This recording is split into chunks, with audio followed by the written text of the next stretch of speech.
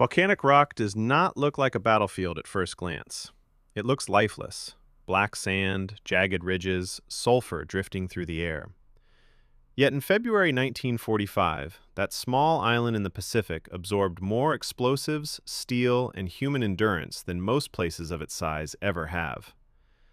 Iwo Jima stretched barely 5 miles long, but it sat directly along the flight path between the Mariana Islands and Japan. American bombers weighing more than 60,000 pounds crossed that route regularly, each aircraft carrying payloads measured in several thousand pounds of explosives. Japanese interceptors launched from Iwo Jima's airfields could stall those bombing missions. That single fact placed enormous strategic weight on a strip of volcanic ground no wider than a few miles. Japanese engineers had months to prepare. Instead of building defenses along the beaches alone, they carved an underground fortress beneath the island.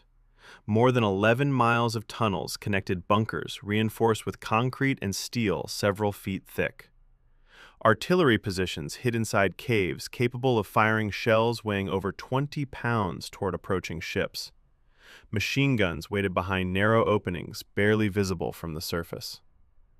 Nearly 21,000 Japanese soldiers occupied those defenses, supplied with ammunition crates weighing dozens of pounds and stockpiles hidden deep inside the volcanic rock. Now shift your attention several miles offshore. An American invasion fleet gathered there. Hundreds of ships carrying Marines, tanks weighing roughly 30 tons, artillery pieces launching shells heavier than 20 pounds, and aircraft capable of dropping bombs weighing 500 pounds or more. Battleships fired naval guns launching projectiles weighing nearly 1 ton each. Every detonation shattered sections of the island's volcanic crust, yet much of the underground network remained intact. Picture a landing craft approaching the island. The engine rattles beneath the steel hull while waves slam against the sides. Marines sit shoulder to shoulder inside the craft, rifles weighing roughly 9 pounds resting across their knees. Ammunition packs, grenades, and equipment push the weight carried by each man beyond 60 pounds. Ahead of them, the black sand beaches of Iwo Jima rise slowly through smoke drifting from naval bombardment. Then, the ramp drops. The Marines step into sand that behaves almost like loose ash. Every step sinks several inches. Movement becomes exhausting within seconds. Meanwhile, Japanese defenders hidden inside bunkers open fire. Machine guns chatter through narrow firing slits. Mortar shells explode overhead, scattering fragments across the beach. Inside a tank, moving off one of the landing ships, the crew feels the engine vibrate beneath armor plates several inches thick. The 75-millimeter gun carries shells weighing around 15 pounds stacked along the turret wall. The driver pushes forward across sand that clings to the tracks like powder. The opening hours fracture any illusion of a quick victory. Japanese defenders do not rush forward in reckless charges. Instead, they remain hidden inside tunnels and bunkers that absorb enormous punishment. Marines advancing across the beach collide with defensive fire erupting from positions invisible moments earlier. Artillery guns concealed inside caves begin firing. Shells weighing over 20 pounds slam into clusters of advancing troops.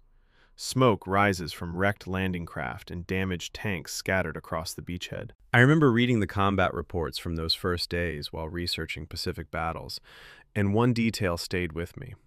Marines described the sand itself as an enemy. Every step forward required effort. Vehicles stalled because the volcanic soil swallowed their weight. Even dragging artillery pieces weighing hundreds of pounds became a slow grind. Yet the advance continued. American units began pushing toward the island's most visible landmark, Mount Suribachi, a volcanic cone rising roughly 500 feet above the southern edge of the island.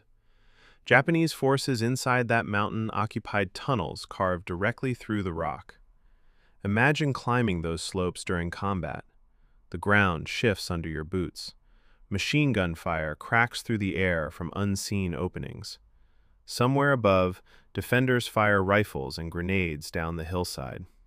Marines crawl forward while carrying rifles, ammunition, and demolition charges weighing several pounds each. Meanwhile, naval guns offshore continue firing. Each shell, weighing hundreds of pounds, strikes the mountain with a concussion that echoes across the island. Casualties mount rapidly on both sides. American units pushing inland lose hundreds of men during the opening days.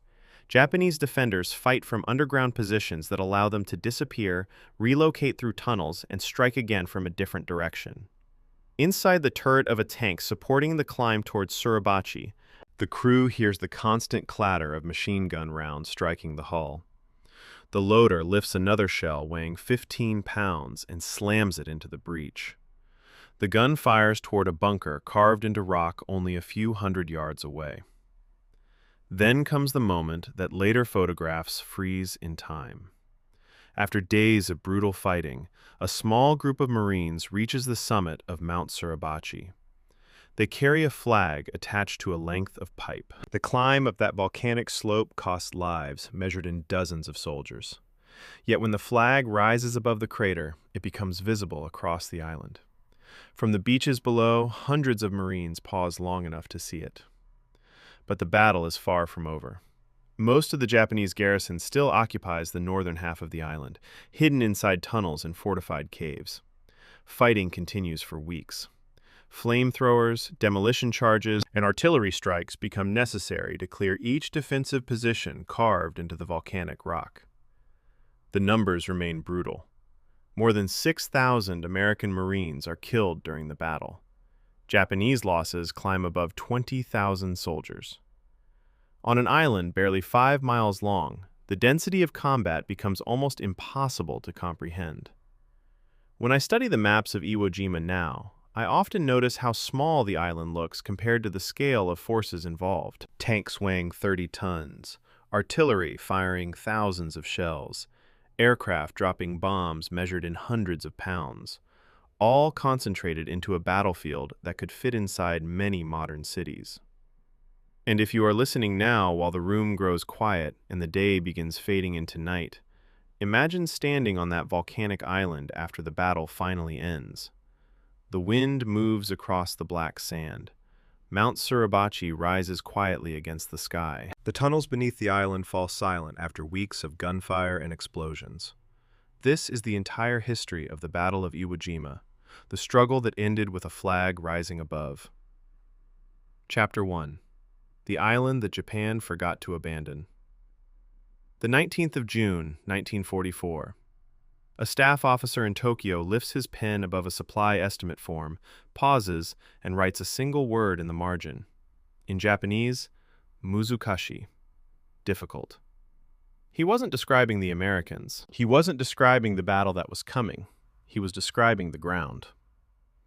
That detail has stayed with me ever since I first encountered the document in a translated collection of Japanese planning records. It's easy to miss, a single pencil annotation on a carbon copy supply form from the Ogasawara Island Group's third revision logistics file. But to me, it's the beginning of everything. Because it proves that the fortress of Iwo Jima wasn't inevitable. It was contested, debated, reluctant. A bureaucratic decision made slowly, against the wishes of men who understood the geology better than the generals who overruled them. Iwo Jima is 8 square miles of volcanic rock sitting in the Pacific Ocean, roughly 660 miles south of Tokyo. It doesn't look strategic. It doesn't look like much of anything. The island barely rises above sea level in its northern reaches, and at its southern tip, a dormant volcanic cone called Mount Suribachi climbs 556 feet above black sand beaches that smell of sulfur, even on clear days. The soil isn't soil in any conventional sense. It's tephra, pyroclastic material ejected by centuries of eruption, composed in large part of fine obsidian glass particles that behave like dry water. You can sink into it up to your knees. Equipment buries itself in it. The Japanese engineers who were sent to fortify this island in the summer of 1944 wrote reports describing the ground as mechanically unstable. They were right. Everyone was right about Iwo Jima. And then everyone went ahead and fought over it anyway. Before the fortress, there was a question. In the mid-1940s, the Imperial Japanese Army's strategic planning was already being stretched across an enormous and contracting perimeter. And Iwo Jima existed at an awkward point on that perimeter. Too close to the home islands to abandon without embarrassment, not close enough to any major resource to justify heavy investment. Japanese aircraft were using the island's two existing airfields as a staging post and a warning station. Radar on Iwo Jima could detect approaching B-29 Superfortress bombers and relay early warning to the home islands approximately 25 minutes before a raid reached the Japanese coast. That was not nothing. 25 minutes is the difference between scrambled fighters and an undefended sky. But the same staff officers who valued that early warning function were also noting, in the same documents, that volcanic gas vents at depths of less than 3 meters were corroding aircraft components, and that ground crews were developing skin problems from the fumes. The island worked. It also made men sick.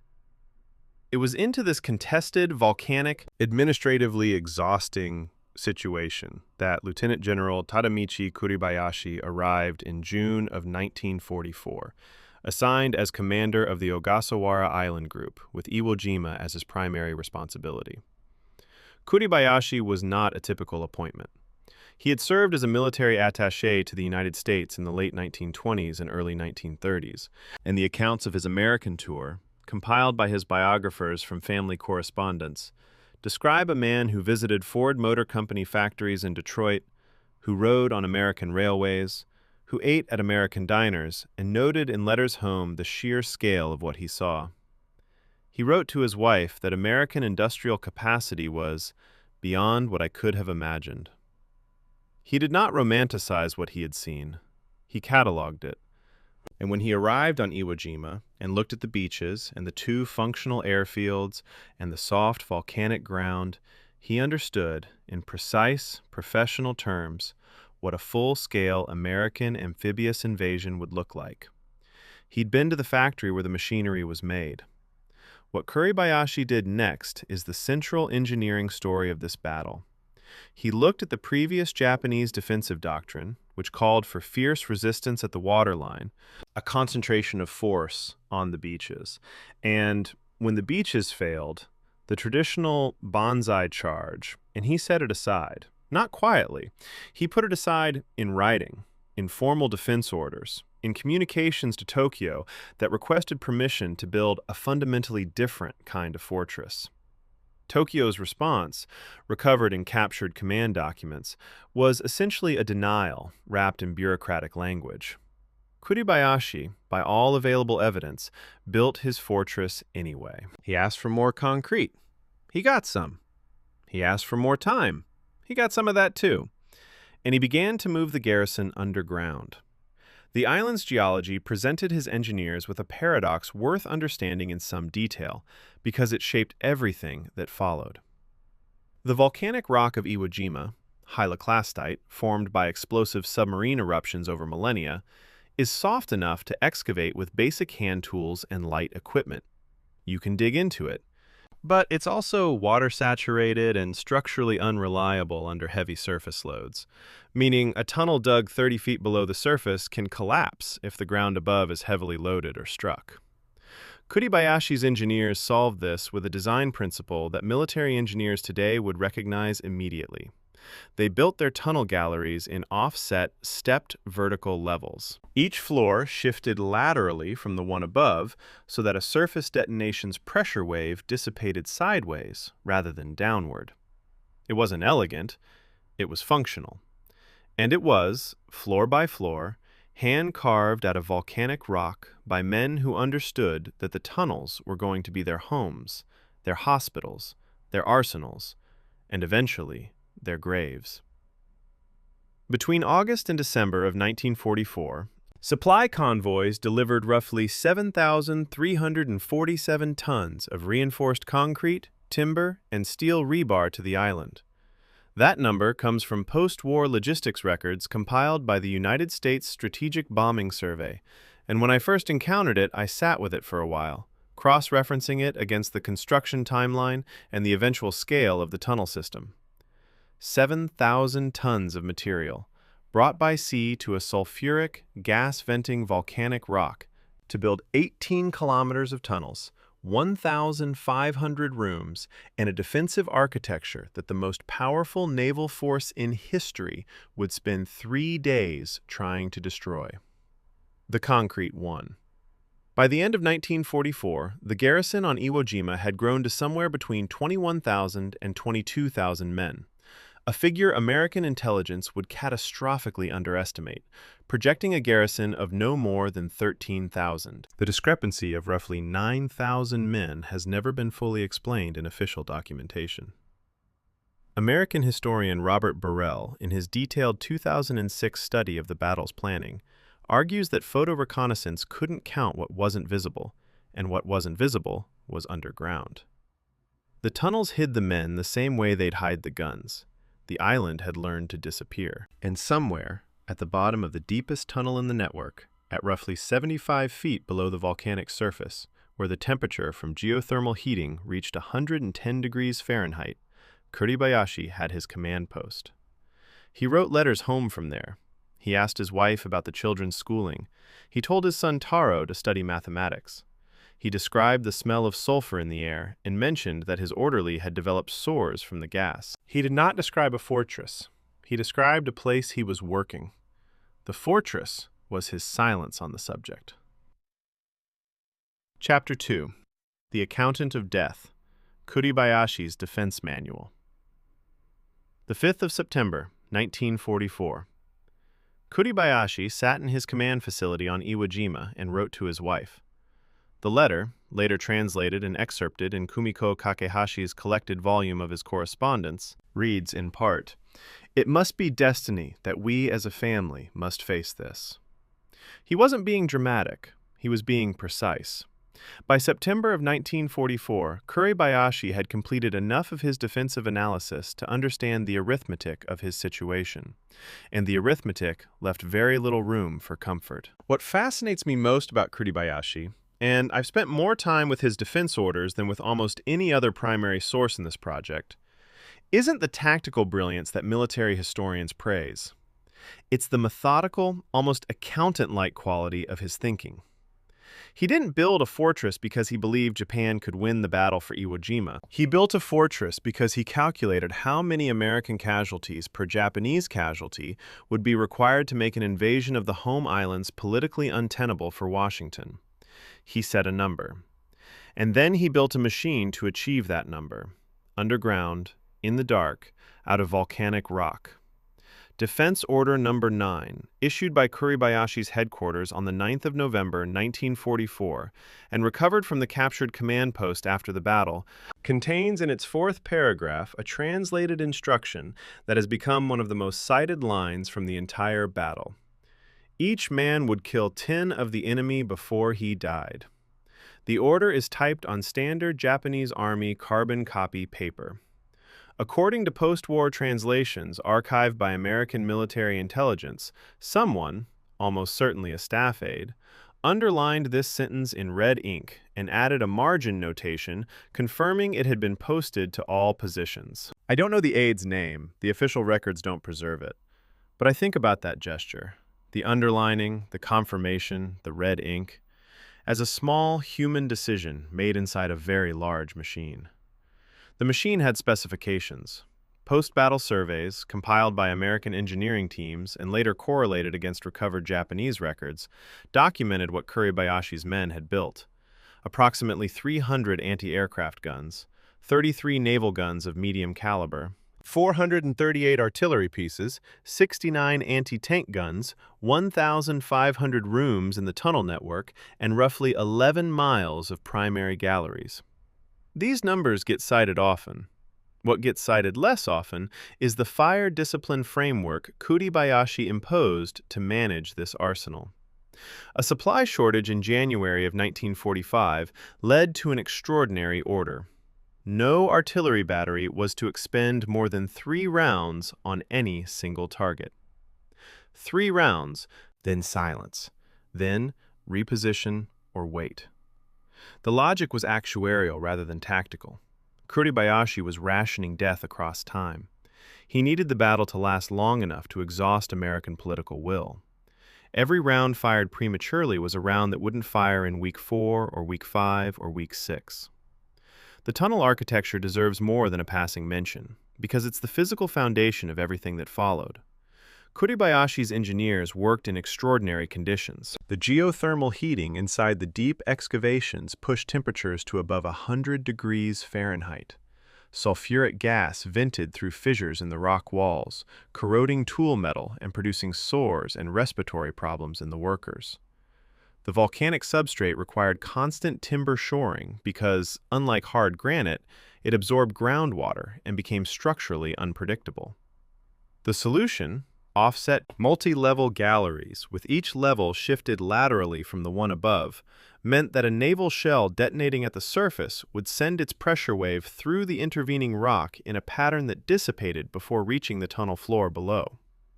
A 14-inch naval shell, traveling at roughly 2,300 feet per second, penetrates approximately 22 feet of reinforced concrete before detonating.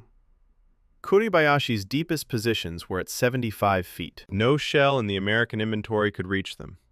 The guns that occupied the tunnel positions used a concealment technique his engineers called covered defilade, a term that doesn't appear in American tactical manuals of the period, but describes something elegantly simple. Each gun emplacement was dug horizontally into a hillside or a cliff face, with only the last 18 to 24 inches of barrel protruding past the rock face. A steel blast door, operable from inside, covered the opening when the gun wasn't firing. After firing, the door closed. The gun was retracted into the tunnel. From a ship offshore, targeting the position meant targeting a hole in a rock face that was closed for all but the 3 seconds required to fire 3 rounds. American naval gunfire crews, working from rolling decks at ranges of several thousand yards, were essentially shooting at geography. When I was cross-referencing Kuribayashi's ammunition rationing orders against the post-battle survey data on Japanese gun positions, I found something that stopped me. The survey documented which positions were actually destroyed by pre-landing naval bombardment and which survived intact to fire on the landing beaches. Of 642 targeted gun emplacements, only 17 were confirmed destroyed. 17. The blast door technique in the tunnel depth had, between them, preserved roughly 97% of Kuribayashi's fire capacity through 3 days and 22,000 rounds of the most intensive naval bombardment in the Pacific campaign. The gunfire had transformed the island's surface into a cratered moonscape. It had left the island's weapons almost entirely untouched. The personal letters complicate the picture in ways I find worth sitting with. Alongside the defense orders and the fire control calculations, Kuribayashi was writing to his wife about the food, the weather, the state of his orderly's health.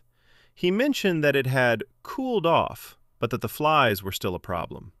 A line from his 19th of November, 1944 letter, quoted in a translated document archived with American military intelligence records.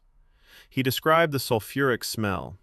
He asked whether his daughter had received some item he'd sent. These letters weren't the work of a man who dehumanized his situation into pure military abstraction.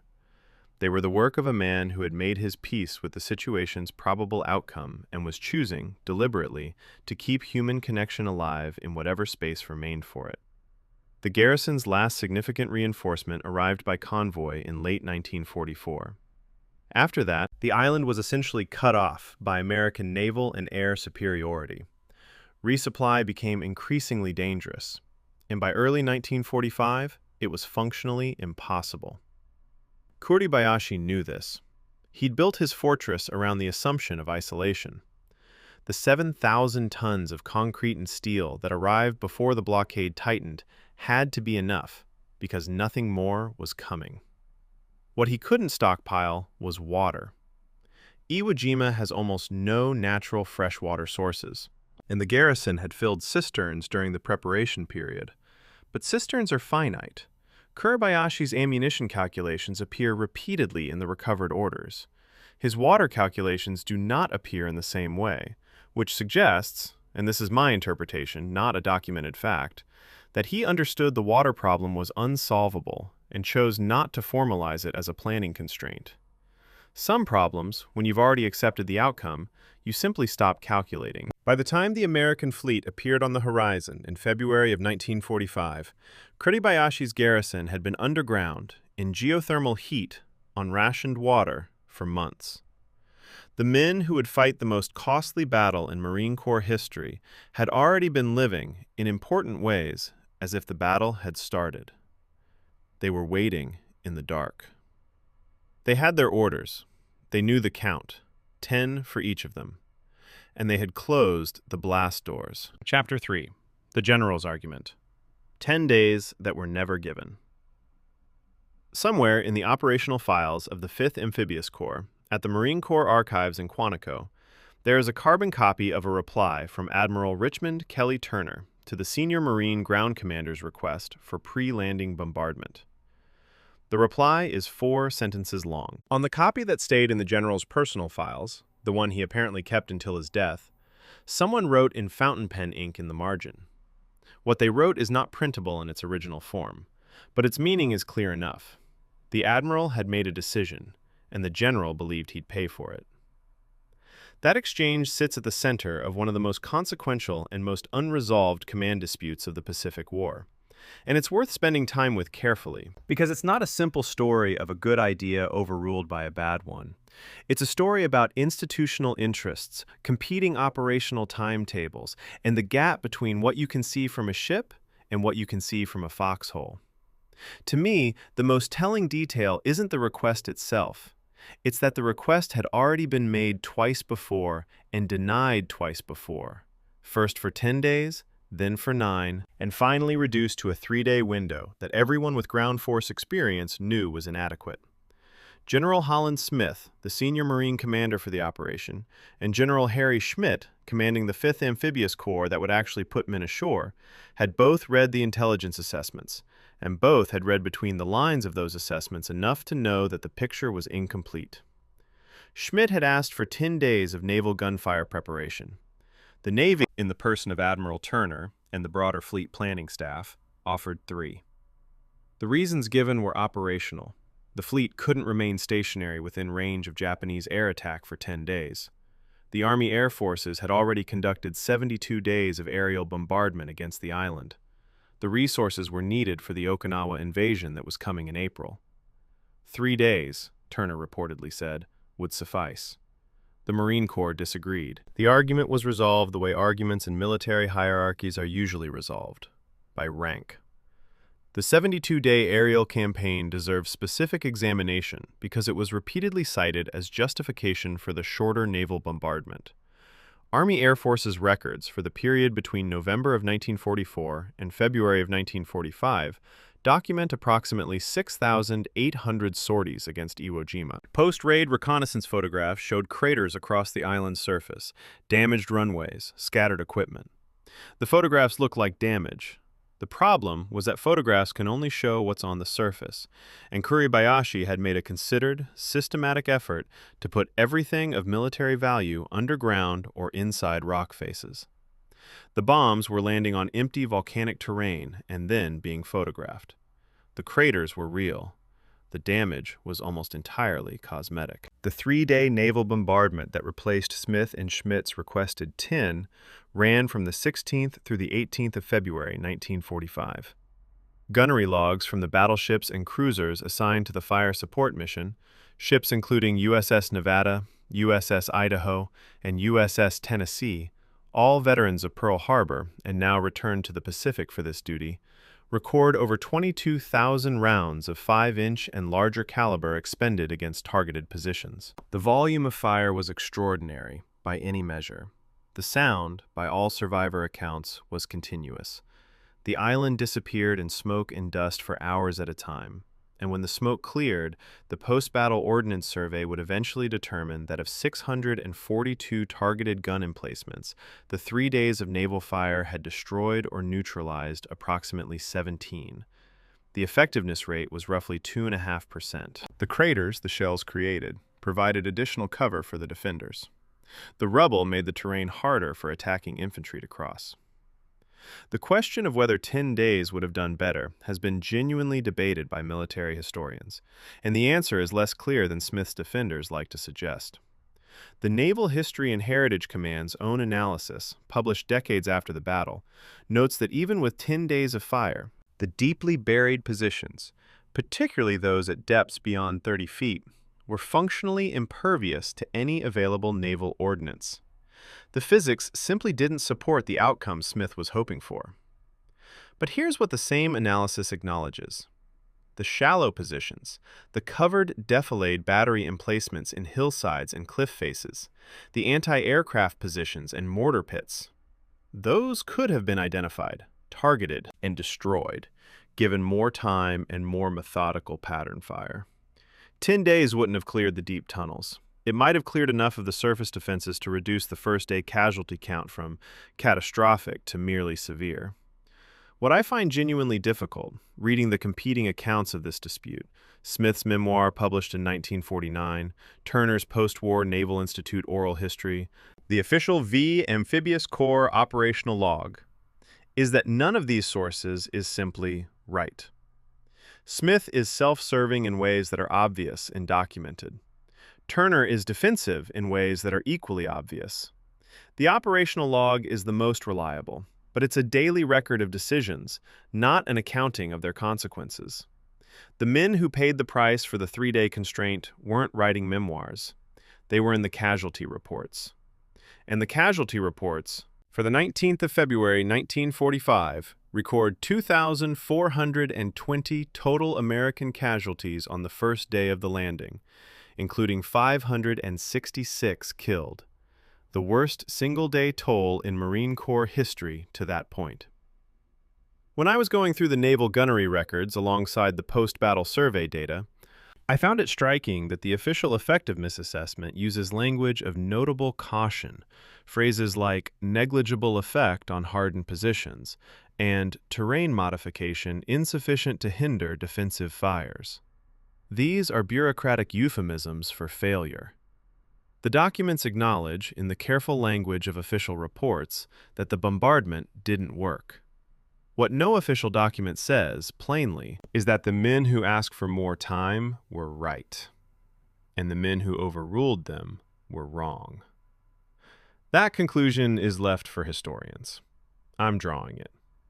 There is a footnote to the bombardment dispute that doesn't appear in most popular accounts. The decision to limit naval fire to 3 days was shaped, in part, by planning commitments for Operation Iceberg, the April landing at Okinawa. The fleet needed to be available. Resources were finite. The men who would die on Iwo Jima in the additional weeks of fighting beyond the original 5-day estimate were, in a structural sense, competing for resources with the men who would later die at Okinawa. In 1945, there were a lot of islands. There was only one Navy, and the Navy had to plan for all of them at once, in sequence, with a calendar that didn't bend. This doesn't make Turner's decision right. It makes it comprehensible, which is a different thing. Comprehensible decisions can still produce catastrophes. The night before the landing, the 18th of February, 1945, regimental commanders received their final intelligence briefings. The assessments, reconstructed from surviving officers' diaries and unit histories, described expected resistance as moderate to heavy in the first 24 hours, diminishing thereafter. The Marines listening to those briefings had trained for amphibious assault. They'd read the doctrine. They'd studied the maps. Some of them had been at Tarawa or Peleliu or Saipan, and they'd learned, island by island, to discount official optimism by a factor that grew with experience. But no one, in any available account, predicted what the 19th of February would actually be. Not Smith, not Schmidt, not the men in the boats. The island had been doing what Kuribayashi built it to do, holding its fire, waiting, saying nothing. Chapter 4. D-Day on Black Sand, the Logistician's Nightmare.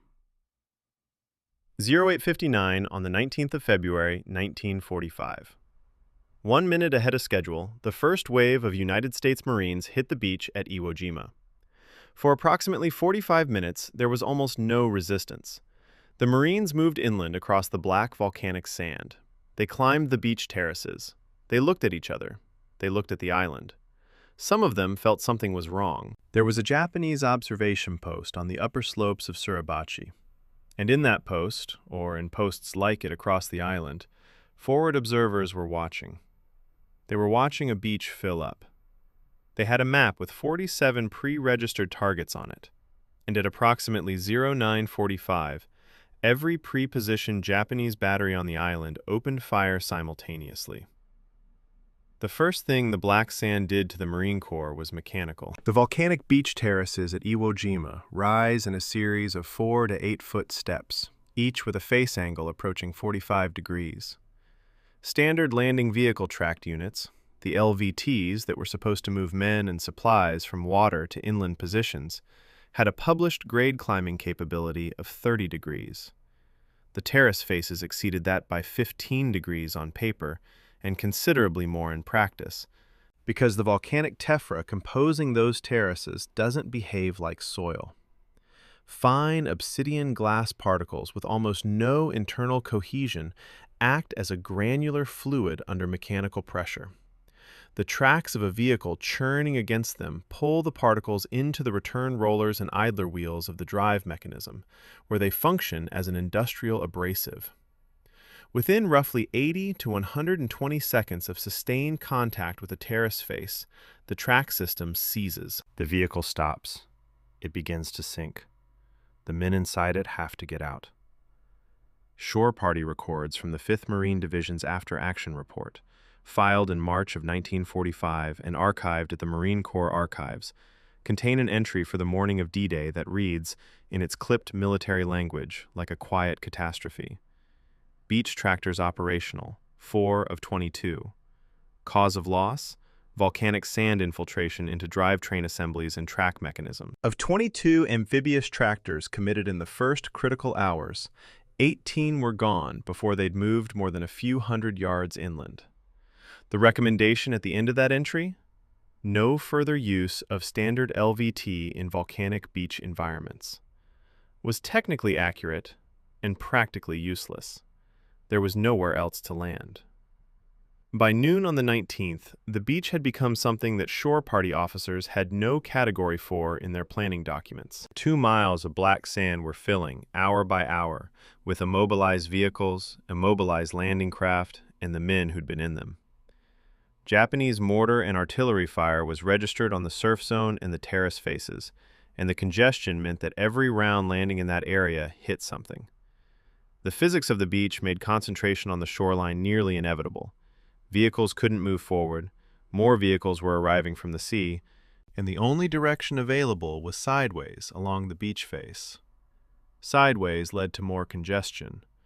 The terraces had turned the American logistics operation into a 2-mile parking lot under sustained fire.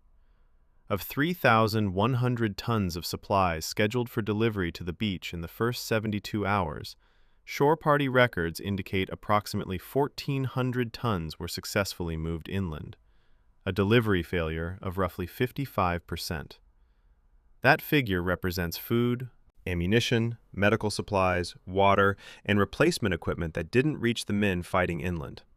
Those men had carried what they could carry when they stepped out of the landing craft.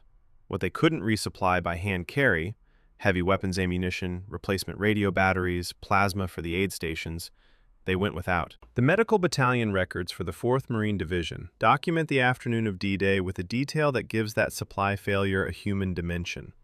By the end of the 19th of February, the division had processed 1,267 casualties and was running short of plasma.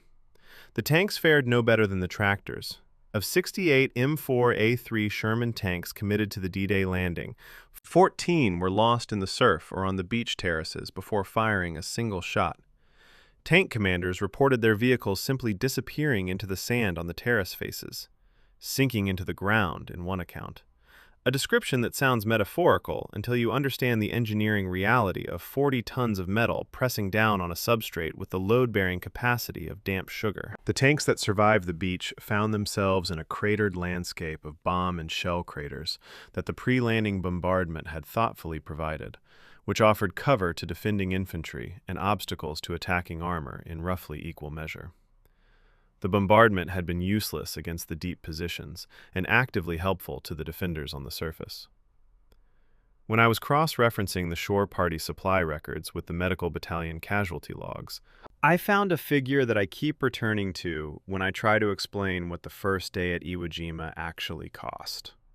2,420 total American casualties on D-Day, across the 4th and 5th Marine Divisions combined, in one day.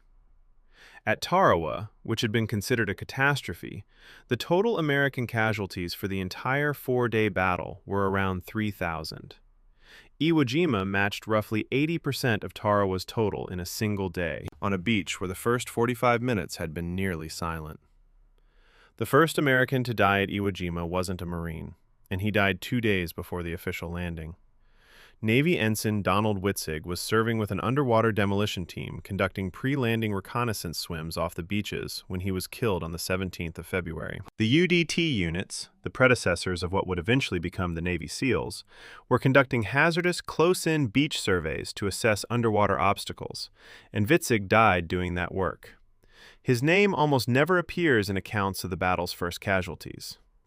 The narrative of the landing begins on the 19th, officially, and the men who died before that date occupy a kind of historical pre-category. They were doing the work that made the landing possible.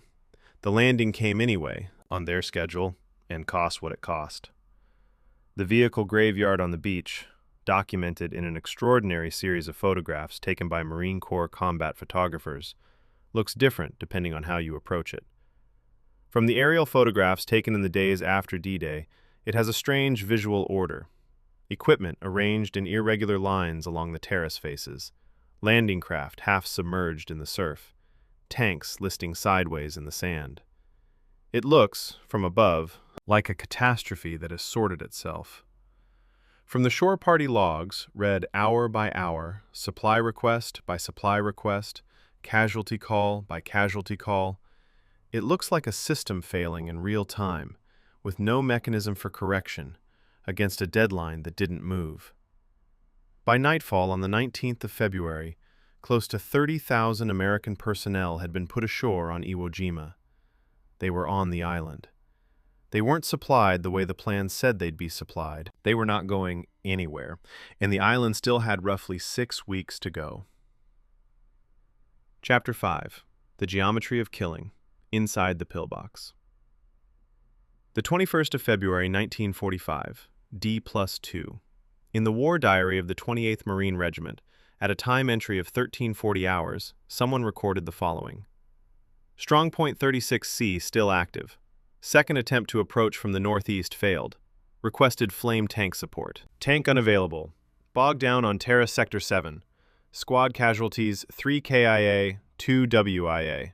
Position intact. The handwriting, visible in the archival photographs of the diary page, grows less steady across the line. By the end of the entry, the letters are slightly larger and less evenly spaced. People write differently when they're tired, or when they've been under fire for 2 days. Or both. That entry became my starting point for this chapter because it does something the larger statistics of the battle can't do. It makes a single problem specific. One concrete box in one grid square against one squad that tried twice and failed twice and couldn't get the specialized equipment it needed because the equipment was stuck in volcanic sand 600 meters to the south. The Battle of Iwo Jima was made of 36 days of entries like this one, multiplied across every regiment, every company, every squad on the island.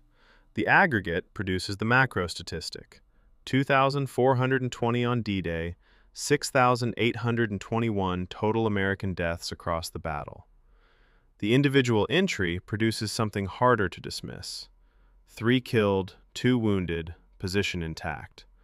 A standard Type A Japanese concrete pillbox, as documented in captured engineering plans and post-battle structural surveys, was built to specifications that reflected Kuribayashi's understanding of what American naval and air power could deliver. The concrete walls were a minimum of 3 feet thick on all faces, with beach-facing or approach-facing walls sometimes reaching 5 feet. The firing apertures, the slots through which the weapons inside could engage approaching infantry, were 6 inches high and 18 inches wide, angled 15 degrees downward toward the expected approach axis. The angle was deliberate. It forced an attacker to approach uphill relative to the weapon's field of fire, meaning the gun could engage at its maximum effective range from the moment the attacker came in sight. One entry and exit port connected each pillbox to the tunnel network behind it, meaning the crew wasn't trapped. They could be reinforced. They could withdraw. They could reoccupy after an attacker moved on. Post-battle ordnance surveys determined that destroying a single Type A pillbox of this construction required, on average, 11 direct hits from a 5-inch naval shell. 11. Not 1, not 2, 11 direct hits from a naval gun round weighing roughly 55 pounds, fired from a warship offshore and impacting a structure that presented roughly 6 square feet of vulnerable surface to the incoming trajectory. The alternative method was a flamethrower team approaching to within effective range, approximately 20 meters, and directing the stream through the firing aperture. The M2 flamethrower used by Marine assault teams held approximately 4 gallons of thickened fuel and produced a range of roughly 20 meters in still air. The operator, to direct the stream into the aperture, had to stand fully upright. Fully upright, at 20 meters, in direct line of sight of a position that had a weapon specifically designed to engage targets at that range and closer. The flamethrower worked, given the chance to use it. Getting to 20 meters was the problem. The Marine Corps Infantry Training Doctrine of 1943 described the assault on a pillbox in clean, diagrammatic terms. A fire team suppresses the aperture with aimed rifle and automatic weapons fire, pinning the crew inside or forcing them to close the blast cover, while an assault team approaches from the flanks, under that suppressive cover, and reaches the position with demolition charges or flamethrower. The doctrine's diagrams assumed flat or moderately open terrain with 50 meters of approach available. Strong Point 36C and most of the roughly 880 reinforced concrete positions documented across the island sat on volcanic rock with no substantial cover within 60 meters. The doctrine was correct in principle. The terrain made it nearly impossible in practice. The gap between principle and practice is where the casualty rate lived. There is a point of source conflict around the destruction of 36C that I want to address directly, because it matters to the broader story of this battle. The 28th Regiment War Diary records the position as finally destroyed by a flamethrower team at approximately 16:20 hours on the 21st of February. A separately filed survivor's account, written by a Marine corporal who identified the destruction as the work of a specific sergeant, later identified as Hank Hansen, attributes the action to demolition charges. Hansen was, records confirm, present in that sector on that date. He would appear in a photograph 4 days later on the summit of Suribachi. The War Diary doesn't name him. The survivor account names him specifically. I can't fully reconcile these accounts. I present both, because the unresolvability is the honest position. The post-assault survey of 36C, filed by the regimental demolition officer, describes the interior of the position in the flat language of official paperwork. 2 Japanese casualties, a Type 92 heavy machine gun with a partial serial number visible on the receiver, 4,200 rounds of 7.7mm ammunition still in factory canisters, and what the officer described as domestic items not cataloged. The domestic items included a small Shinto shrine and what appeared to be a family photograph. The survey form has a checkbox for each category of items found: weapons, ammunition, documents, miscellaneous. The family photograph goes in miscellaneous. That's the category available. The Type 92 machine gun in 36C was manufactured in Osaka in 1942, according to the partial serial number notation in the survey. When I was reading through the battalion-level demolition survey logs, cross-referencing equipment recovered from multiple positions, I found references to guns from what appeared to be the same production period appearing in at least a dozen separate positions across the island. The implication is that the armament distribution on Iwo Jima was systematically planned from a central allocation, with specific weapons types assigned to specific position types based on their tactical roles. This wasn't improvised defense. It was a designed system, implemented at scale, with production batch consistency across the island's 8 square miles. The Japanese engineers who built 36C had a plan. They built to the plan. They stocked it according to the plan. The plan worked for roughly a day and a half, until it didn't. Of the roughly 880 reinforced concrete positions documented on Iwo Jima, the 28th Marine Regiment was assigned to clear its sector, the southern portion of the island approaching and including Suribachi. The regiment's casualty summary for the first 60 hours of combat, the 19th through the 21st of February, records 977 casualties, killed, wounded, and missing, out of a landing strength of approximately 3,200 men, nearly a third of the regiment, in 2.5 days. Against positions that the official after-action assessments describe, with characteristic understatement, as strongly resistant to standard assault methods. There are 880 of those positions accounted for in the survey data. Each required either 11 naval shells or 1 flamethrower team at 20 meters, or some combination of demolition, fire, and attrition that took time and men. Multiply that cost across 8 square miles of volcanic rock, with 18 kilometers of tunnels underneath it, connecting the positions to each other and to the command structure below, and you get the arithmetic of 36 days. Not a single dramatic engagement.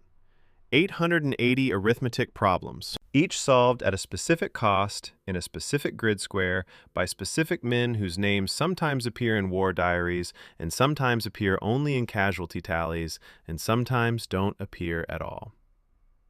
Chapter 6. The Northern Road. 6 miles that took 6 weeks. The 21st of February 1945. At Phi Amphibious Corps Headquarters. Afloat on the command ship, watching position lines being updated on the situation map. An operations officer plotted the day's forward movement on the map overlay and recorded the net ground gained in the daily situation report. The number for that day was approximately 140 meters. 140 meters, less than the length of an American football field, at a cost across all units of roughly 560 additional casualties. That number, meters per day, casualties per meter, appears in the daily situation reports for virtually every day of the 36-day battle, and when you read them in sequence, which I have done, the effect is not dramatic. It's the opposite of dramatic. It's a kind of terrible arithmetic that the word grinding doesn't adequately describe. The 5th Amphibious Corps daily situation reports are held in bound carbon copy form at the Marine Corps University Archives, and they contain a column I keep returning to every time I need to ground myself in what this battle actually was, as opposed to what it's been turned into in retrospect. The column is labeled Net Ground Gained, meters.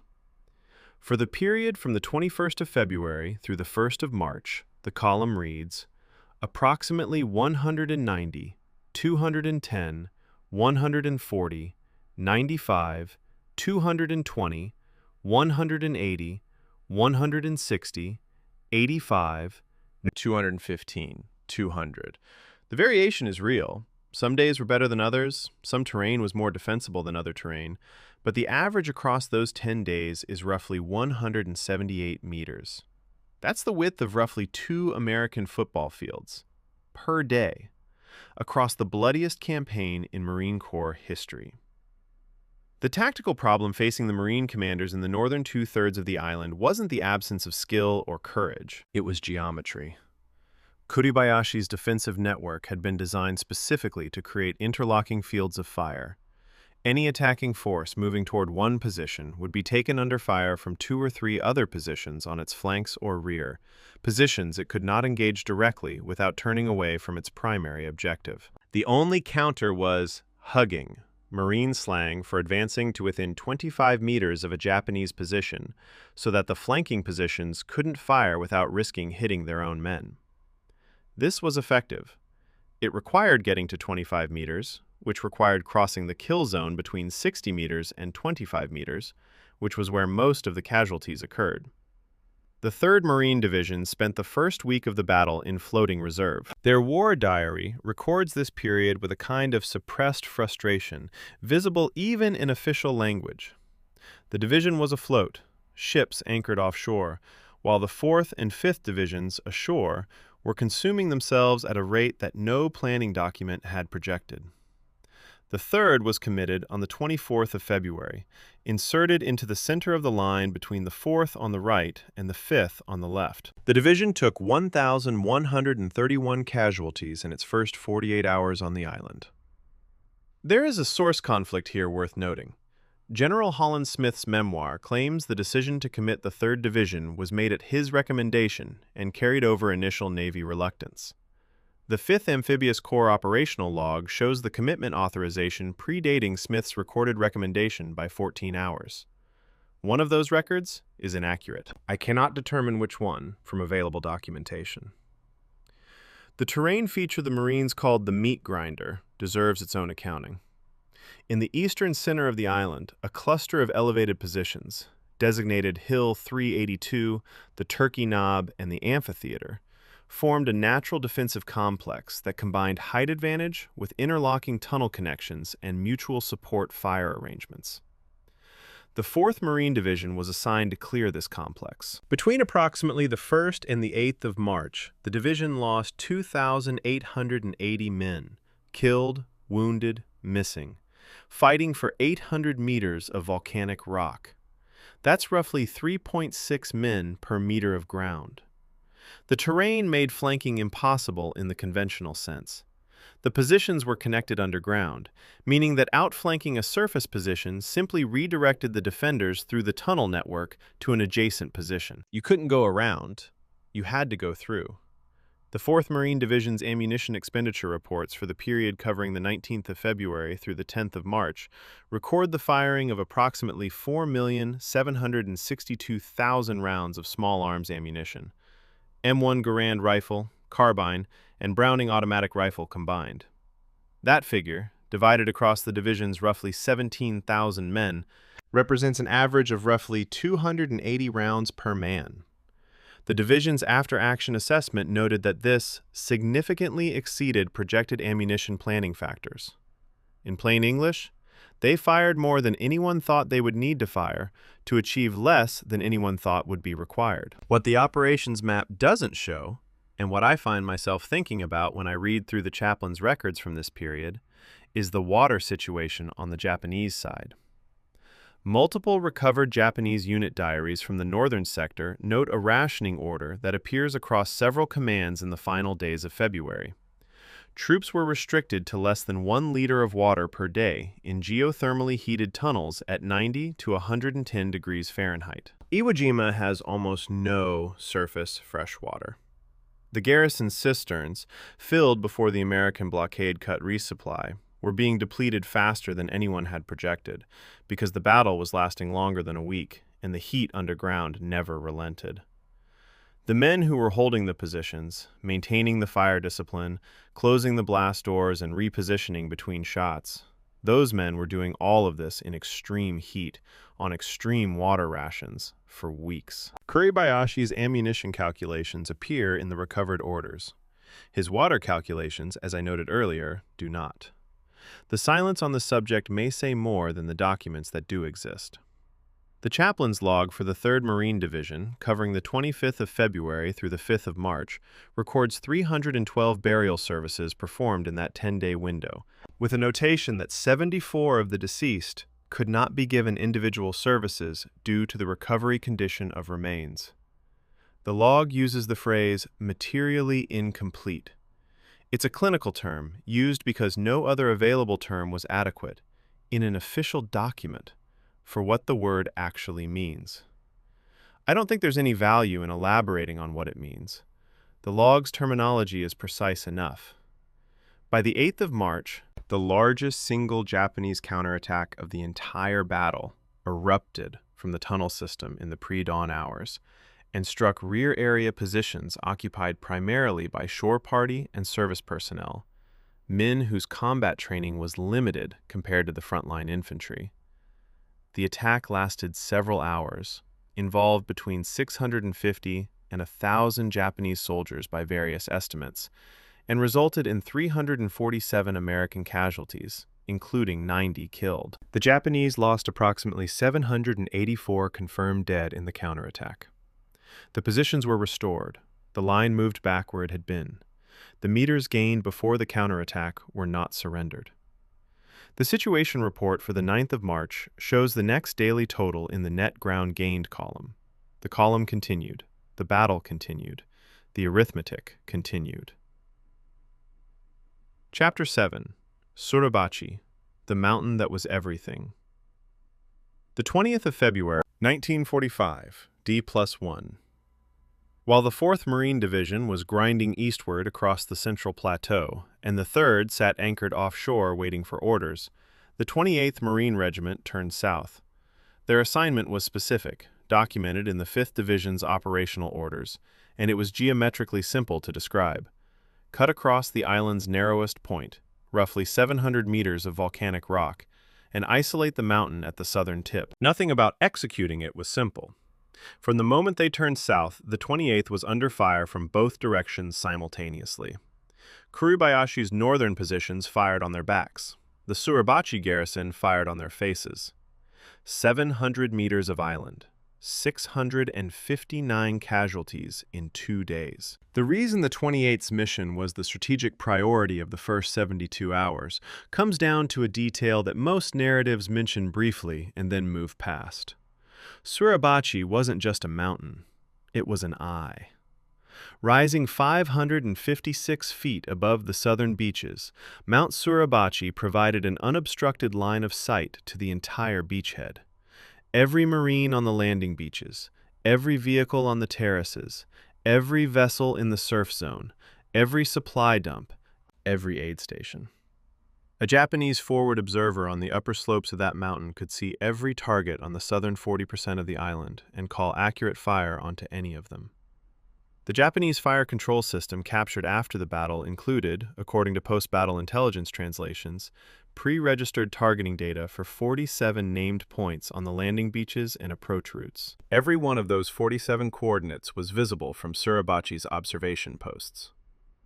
The Marines came ashore on the 19th of February into a targeting grid that had been drawn, revised, and confirmed from that mountain's upper levels before they ever left their ships.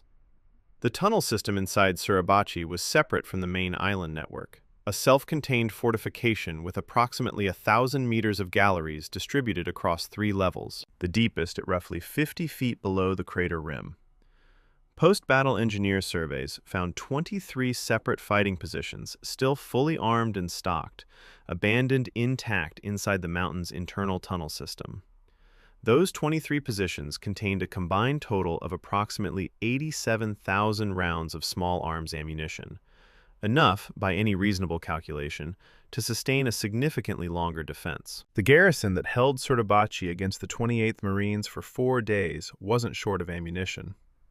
What it was short of, as the isolation ring tightened, was connection to the rest of the island. Once the 28th cut across the narrowest point on the 20th of February, the Suribachi garrison was on its own. By the 22nd of February, the isolation was complete. The 28th had pushed their line across the island's waist and was now pressing inward toward the mountain's base from 3 sides. The garrison, originally estimated at roughly 1,600 men, reduced by 4 days of fighting to an unknown fraction of that number, had received an explicit order from Kuribayashi, dated the 20th of February by available accounts, to fight to the last man in their current positions. What's striking, when you read the surviving Japanese regimental diary fragments from the Suribachi sector, alongside the American assault reports, is how organized the Japanese defense remained even as it contracted. American accounts from this period tend to describe the garrison as disorganized and collapsing. The Japanese records, partially burned but partially legible when recovered from the summit observation post, show fire rotation schedules and supply distribution management as late as the 22nd. Disorganized isn't the right word. Outnumbered and isolated is more accurate. When I was going through the 28th Regiment's war diary alongside the intelligence translations from the captured Suribachi fire control logbook, I kept returning to one specific detail. The logbook lists 47 pre-registered targets on the beaches, each assigned a coordinate reference, a bearing, and a range. The logbook doesn't name the targets. They are simply numbered. Target 14 is labeled, in translation, as the main landing ramp, maximum concentration. Targets 15 through 22 are the beach exit routes. The Marine commanders who ordered the landing on the 19th of February were, at 0859, stepping onto Target 14. There was a man on Suribachi with a logbook who knew they were coming before they touched the sand. On the morning of the 23rd of February, Lieutenant Colonel Chandler Johnson, commanding the 2nd Battalion of the 28th Marines, ordered a 40-man patrol under 1st Lieutenant Harold Schreier to climb the mountain and secure the summit. It was not, by Johnson's own account, expected to be an easy climb. It was. The surviving Suribachi garrison, reduced, dehydrated, and cut off, had largely retreated into the tunnel network. Schreier's patrol reached the summit at around 10:20 in the morning and found an abandoned observation post, a partially destroyed radio station, and a small Japanese water cistern that was, by then, nearly empty. One Marine, looking back down at the island from the summit, reportedly said that you could see the whole island, and the whole island could see you. Both things were true. The first flag, a 54 by 28-inch flag taken from the deck of landing ship Tank 779, went up on a length of Japanese water pipe at approximately 10:20 in the morning. Every ship in the fleet saw it. General quarters sounded. Sailors who'd been below decks came up to look. Secretary of the Navy James Forrestal, who had come ashore that morning, reportedly told General Smith that the flag raising meant the Marine Corps would be famous for 500 years. Smith, by his own later account, said he thought it meant there would be a very hard fight for the next 5 weeks. He was right about the hard fight. The Marines on the beach who looked up at the flag didn't cheer, by most accounts. They looked. Some of them felt something was wrong with the celebration, though few said it in those terms. What they knew, and what the sailors cheering on ship decks didn't know, was that the mountain was the southern tip of an 8-square-mile island. The northern 7/3 of it was untouched. The war diary of the 28th Regiment for the 23rd of February has a note beside the Summit Patrol's report. It reads, "Mountain secured. Continuing operations north." Continuing operations north. That's all. The mountain was taken. The battle continued. The Suribachi garrison's remaining men, sealed into the tunnel system, didn't mount a significant counterattack after the summit was taken. Some stayed in the tunnels for days. The post-battle cave survey found multiple positions inside Suribachi still occupied after the outer slopes were cleared. The logic of Kuribayashi's defense held even on the mountain he'd lost.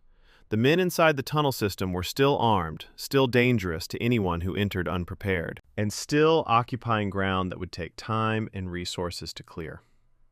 The mountain fell. Its interior took longer.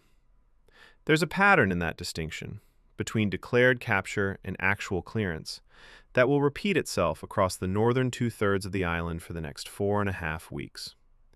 The difference between a position falling on the operations map and a position being genuinely clear was, throughout this battle, the difference between what the commanders knew and what the men on the ground experienced. Chapter 8. 2 Flags, 1 Mountain. The Geometry of an Icon. The 23rd of February, 1945. 10:20 in the morning. The first flag was already up when the second argument started. Secretary of the Navy James Forrestal, standing on the beach below Suribachi watching the flag through binoculars, reportedly expressed a wish to keep it as a souvenir. Lieutenant Colonel Chandler Johnson, by available accounts, responded in terms that made clear the flag belonged to the 2nd Battalion. Johnson then sent a runner up the mountain with a larger flag, 96 inches by 56 inches, sourced from landing ship Tank 779. with instructions that the first flag come down and the larger one go up in its place. The official reason given was visibility. The first flag was too small to be seen from the fleet. Whether the Forrestal exchange had any bearing on the timing, I'll leave the reader to judge. The records support both explanations without fully confirming either. Between the raising of the first flag at approximately 10:20 and the raising of the second at roughly 11 in the morning, 42 minutes passed on the summit of Suribachi. That window is almost never examined in detail, and it deserves to be, because everything that became controversial about the photograph happened inside those 42 minutes. The second flag team assembled, not as a planned unit, but as the Marines from Easy Company, 2nd Battalion, 28th Regiment, who happened to be on the summit at the right moment when the runner arrived with the larger flag. Sergeant Michael Strank, the senior NCO present, took charge. Corporal Harlan Block, Private First Class Renee Gagnon, Private First Class Ira Hayes, Private First Class Franklin Sousley, and one other man completed the group. For 71 years, that sixth man was identified in official Marine Corps records as Navy Hospital Corpsman John Bradley. In June of 2016, a Marine Corps investigation concluded, based on photographic analysis, that it was in fact Private First Class Harold Schultz of Detroit, Michigan. Bradley, who accepted the identification and built a post-war public identity partly around it, was not in the photograph. He was on Suribachi that morning. He did not raise the second flag. The photographer who came closest to missing the moment was Joseph Rosenthal of the Associated Press. Rosenthal had been climbing Suribachi with two other photographers, Marine Sergeant William Gnaust, who carried a 16mm motion picture camera, and Marine Private First Class Bob Campbell, who had a still camera. They arrived at the summit after the first flag was already down. Rosenthal, by his own account, at a press briefing in Guam shortly after the event, almost turned away before the second flag went up. He swung his speed graphic camera, the standard 4x5 press camera of the period, and looked through the viewfinder as the group began to push the pole upright.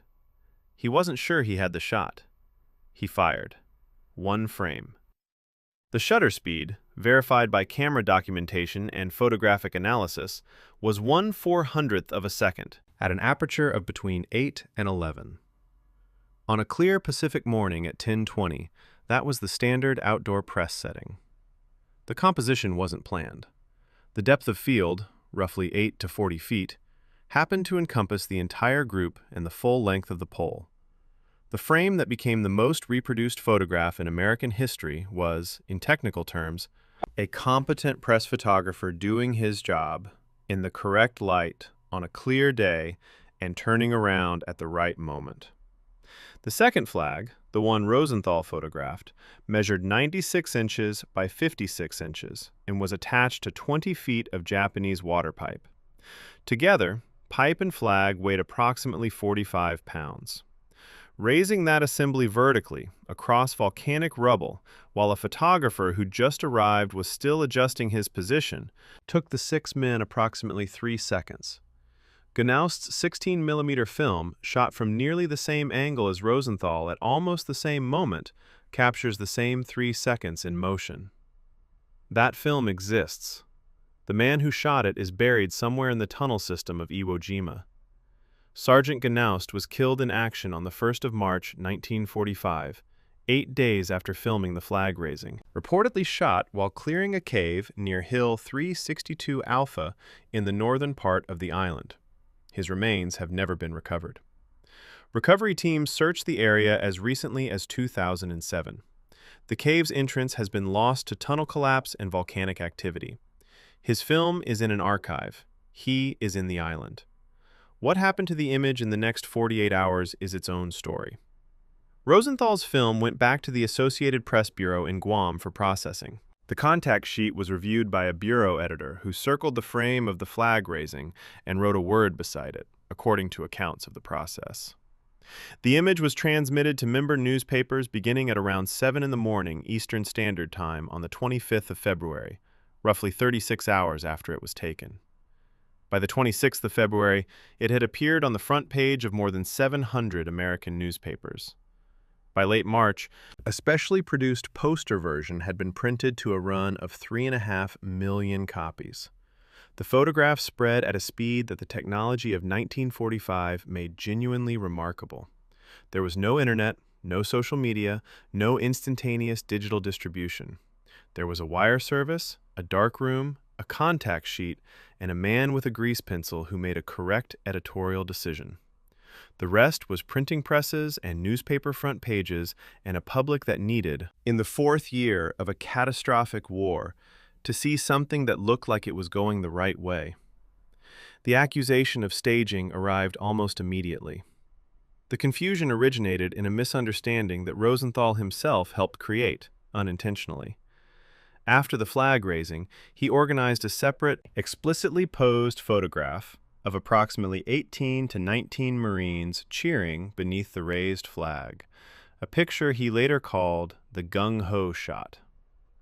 When a colleague later asked whether the flag-raising photo was posed, Rosenthal thought the question referred to the group shot and answered, "Sure, it was posed." The answer was transmitted before anyone clarified which photograph was being discussed. Time magazine ran a story suggesting Rosenthal had staged the flag raising itself. He spent years afterward clarifying what had actually happened. The confusion was honest on all sides and damaging in a way that outlasted the clarification, as misunderstandings that spread quickly always do, and corrections that arrive later almost never fully undo. To me, the most revealing detail in this entire sequence isn't the famous frame. It's frame 11 through 13 on the same contact sheet. The posed group shot of 18 or 19 Marines cheering under the flag, which Rosenthal took immediately after the raising. That photograph was published. It was widely distributed. It's been reprinted thousands of times. And it's almost never what people think of when they picture Iwo Jima. The posed photograph, the one Rosenthal deliberately set up, with men he positioned, is essentially forgotten. The accidental one, the 3 seconds of 1/400th of a second at F11, is on the United States Marine Corps War Memorial. It is on the Navy Memorial. It appeared on a commemorative postage stamp. It's what Iwo Jima means to people who weren't there. The accident outlasted the intention. It usually does. The 6 men who raised the second flag existed for approximately 3 seconds in the most famous photograph of the war. After the photograph, they went back down the mountain and rejoined units that were still fighting. There was no ceremony on the summit after the second flag went up. There was no formal acknowledgement, no congratulation, no day off. The battle was in its 5th day. Sergeant Strank went back to his platoon. Corporal Block went back to his squad. The mountain was taken. The island wasn't. Chapter 9. 6 Men, 3 Fates. The 23rd of February, 1945. 10 seconds after Rosenthal fired his shutter, the 6 men who had raised the second flag lowered their arms, set the pole into the rubble, and walked away from it. That's the part of the photograph nobody ever sees. The frame captured the 3 seconds of the raise. What happened in the following 23 days to 3 of the 6 men, in positions no one photographed, in violence no one commemorated, is the part of the story that the image can't carry. Sergeant Michael Strank was 25 years old and had been in the Marine Corps since 1939. He was Czech-born, raised in Pennsylvania, and by every available account, including the testimony of the men who served under him, recorded in post-war oral histories, one of the most capable non-commissioned officers in the 5th Division. His war diary, recovered with his effects and later referenced in the unit history, contains daily entries up to the 28th of February. The final entry is brief and practical. Position stable, rations short, men tired but holding. There's a line about writing a letter the following day. He was killed on the 1st of March, 1945, 6 days after the flag raising. The 28th Regiment War Diary records the cause as shell fire. Multiple secondary accounts, including a sworn statement by at least one fellow Marine, suggest the round may have been fired from an American destroyer providing offshore support, a shell that fell short of its intended target. The Marine Corps has never officially adjudicated between these accounts.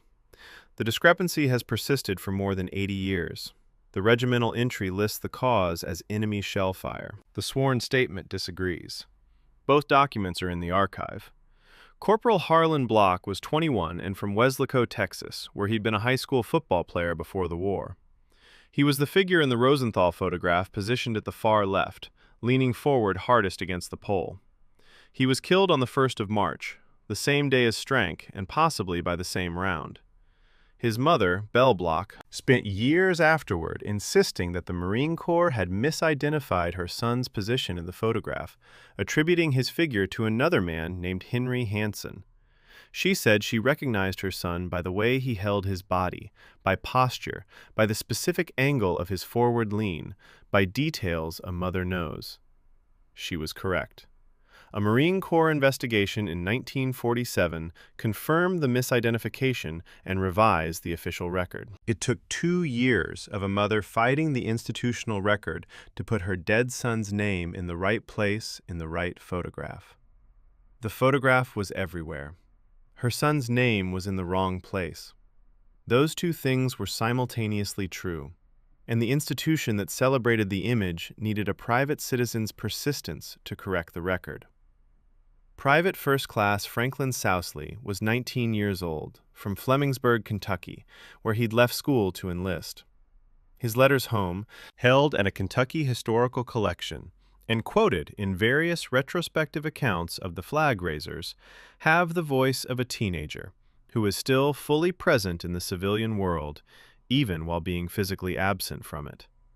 Asking about farm news, describing the volcanic rock as unlike any ground he'd ever seen, joking about the food.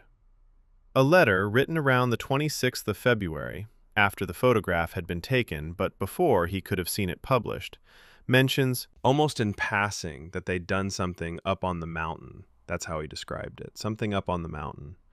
He was killed on the 21st of March, 1945, 26 days after the flag raising. By that date, the photograph had appeared on the front page of hundreds of American newspapers, the poster run was underway, and the image was on its way to becoming the defining visual artifact of the Pacific War. His mother, Elizabeth Sousley, received news of his death while neighbors were arriving at her door with congratulatory cards. They had just seen his photograph in the paper. She had to receive both things at once. Of the 3 men who survived the battle, René Gagnon, Ira Hayes, and the man the records at the time called John Bradley, now correctly identified as Harold Schultz, the post-war trajectories are almost as painful as the deaths of Strank, Block, and Sousley, though the pain operates differently. Gagnon struggled for years to translate the visibility the photograph had given him into anything stable. Attempts at acting, applications for work in which his role in the photograph was mentioned in cover letters, a public identity built around a 3-second moment that he couldn't supplement with anything the civilian world seemed to want from him. He died in 1979 at 54. His death certificate lists his occupation as maintenance worker.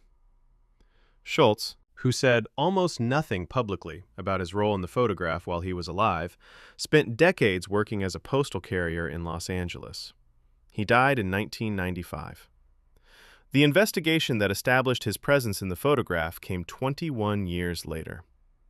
What strikes me, reading the casualty records alongside the letters from Sousley and the sparse documentation of Strank's final diary entry, is the specific arithmetic of this group. 3 of 6 men in the most famous photograph of the war were killed on the same island within 23 days of being photographed.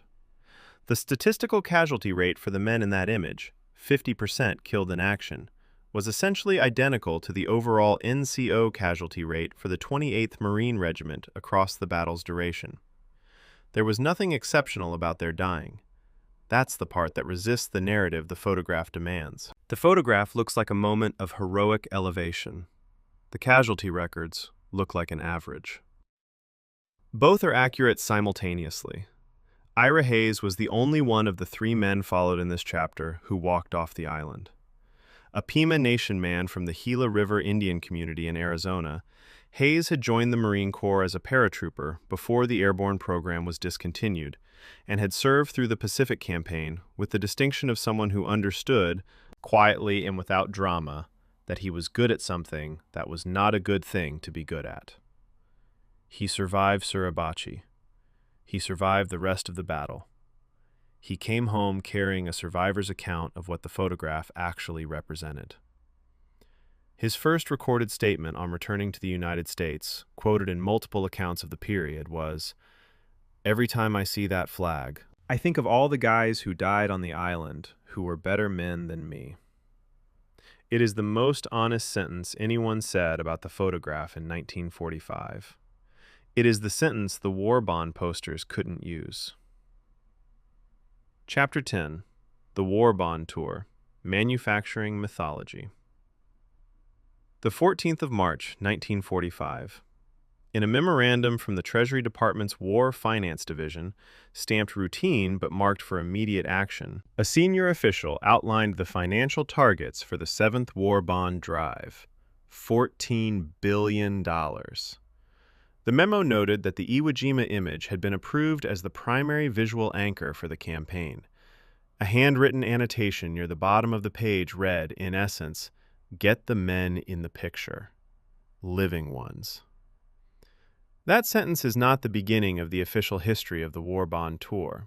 It is the beginning of the actual one. The photograph spread in the days after its transmission was, by any historical measure, extraordinary.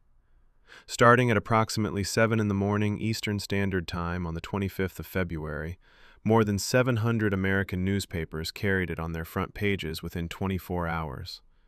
A poster version was authorized within weeks, and the print run reached 3.5 million copies. The Treasury Department, which had been running war bond campaigns since 1941 and had accumulated considerable operational knowledge about what kinds of images drove purchase behavior, understood immediately that Rosenthal's photograph was qualitatively different from anything they'd used before. It didn't need an advertising slogan.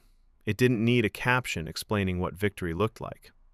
It looked like what people wanted victory to look like. A group of men straining together towards something, with a flag going up and a mountain going down beneath them. The Treasury didn't create that meaning.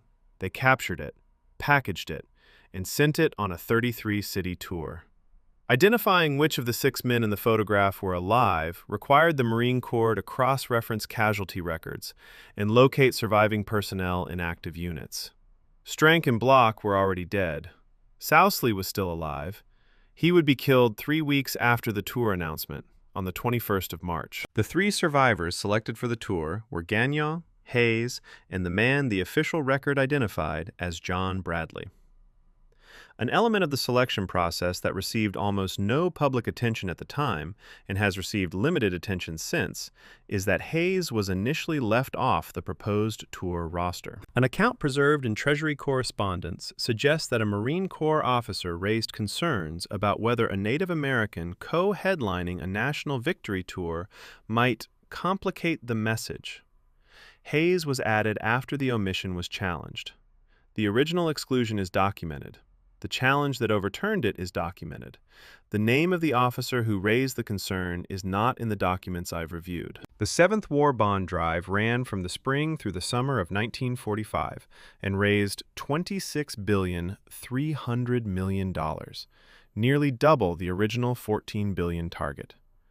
In terms of current purchasing power, adjusted to 2026, that figure represents something approaching $455 billion in financial instruments generated by a photograph of a 3-second event on a volcanic island in the Pacific. The entire cost of the Battle of Iwo Jima, in 1945 dollars, including naval support, logistics, equipment losses, and operational costs, has been estimated at roughly $5 billion. The photograph of the battle generated roughly 5 times the cost of the battle in war bonds alone. The 3 Marines on the tour were the delivery mechanism for that transaction. They shook hands, they gave speeches, They stood beside the photograph on posters while audiences cheered. Ira Hayes, by his own later accounts and his letters home during the tour, described the experience with a consistency that makes his position clear. He felt like a fraud. Not because he'd done anything dishonest, but because the celebration was about something he didn't recognize as his experience. War bonds, formerly Series E war savings bonds, were sold at 75% of face value and matured over 10 years at full face value, representing a guaranteed return of approximately 2.9% annually. They were sold at post offices, banks, and through payroll deduction programs. The Treasury's advertising team, which included some of the leading figures of the New York advertising industry, working essentially as volunteers for the duration, had conducted informal studies across previous bond drives, comparing the purchase-motivating power of emotional imagery against statistical appeals. The emotional imagery outperformed the statistics by a ratio they estimated at roughly 4-to-1. Rosenthal's photograph was the purest possible realization of their thesis. No statistics, no numbers, no rational argument. Just 6 men and a flag going up. Hayes wrote to his mother from somewhere on the tour. The letter is dated in the summer of 1945 and is quoted in accounts of his life compiled from the Heard Museum's archive in Phoenix. That he didn't know what he was doing there, that the boys on the island would laugh, that he wanted to go home and farm. 3 letters, all saying the same thing in different words. He had survived a battle that killed half the men he served beside. He was now in a hotel room in an American city, being asked to smile for a photographer and say something inspiring about the flag. The gap between those two experiences was not one that a 33-city tour could bridge, or that a government memorandum requesting the living ones had anticipated.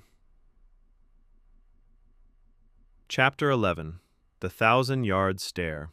The Battle Behind the Battle. There is a photograph taken by the combat photographer Tom Lee at Peleliu, not Iwo Jima, that became one of the defining images of the Pacific War, for reasons that had nothing to do with flags or mountains. It shows a Marine with his eyes fixed on nothing, or on something no camera could capture, something inside the distance, rather than toward it. Lee wrote that the man had the 2,000-yard stare. The phrase entered the language. It didn't need translation.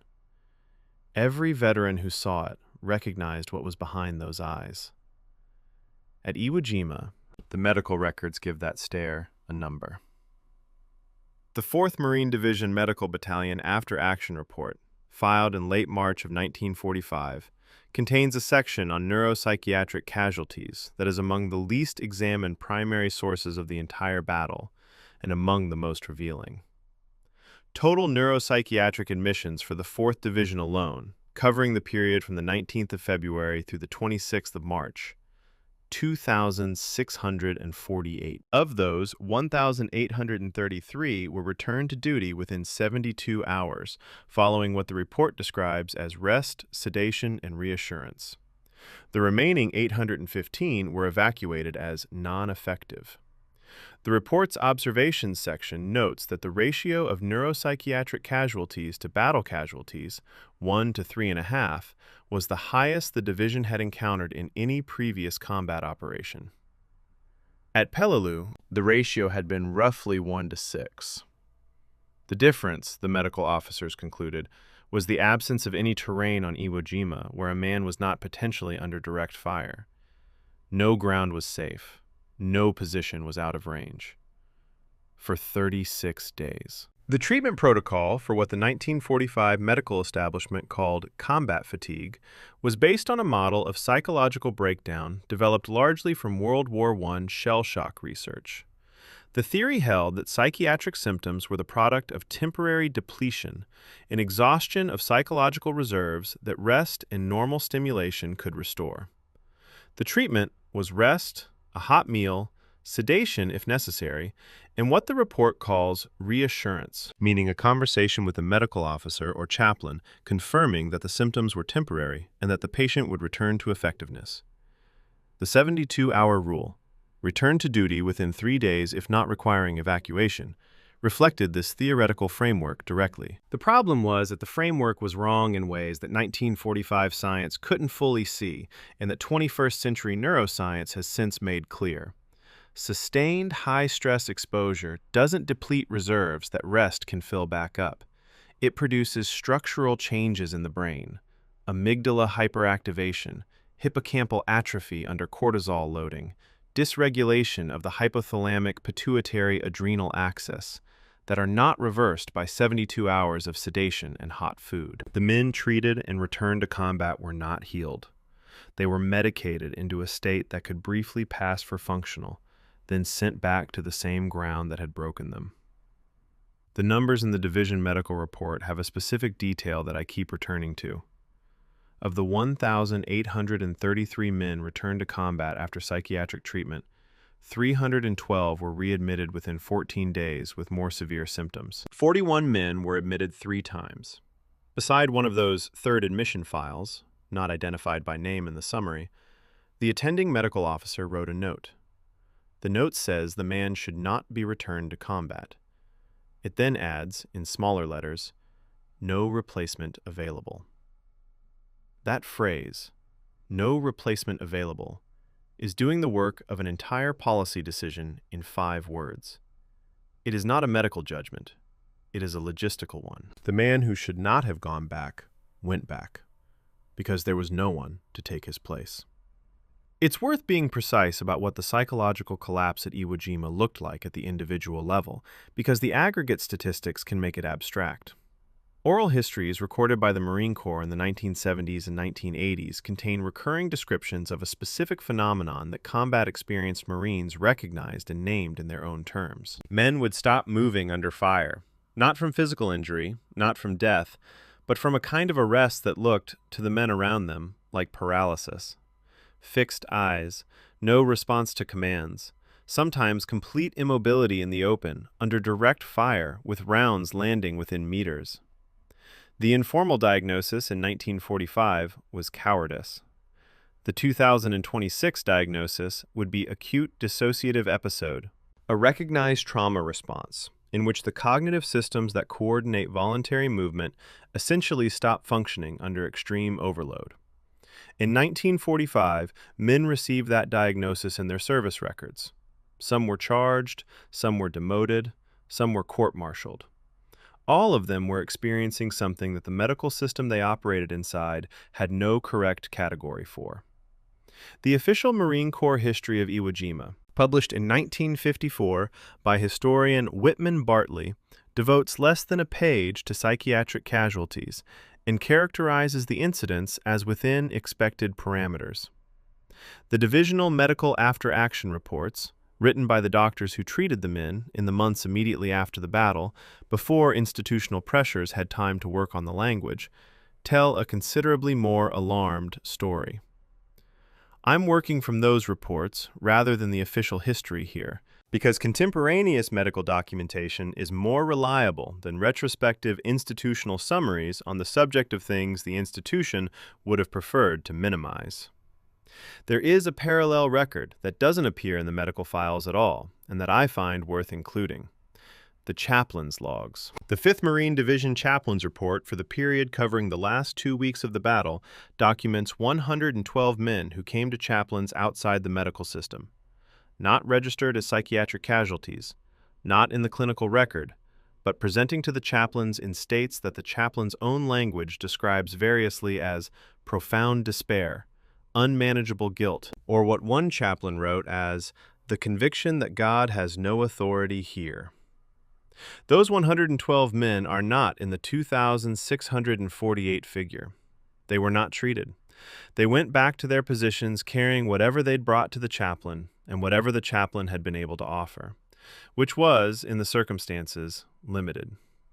The battle's true psychiatric toll was larger than the medical records show, by an amount that can't be precisely measured, in the direction that should have alarmed everyone, and alarmed almost no one. Chapter 12. The Japanese Dead. 20,703. The 16th of February, 1945, 3 days before the Americans landed. In a fighting position somewhere in the interior of the island, a Japanese soldier found a moment to open his diary. What he wrote, later translated and archived in a collection of recovered documents, contains no ideology, no invocation of the emperor, no martial declaration. It reads, "Today I wrote letters to my mother, my father, and my sister. I wrote them as final letters. I sent them.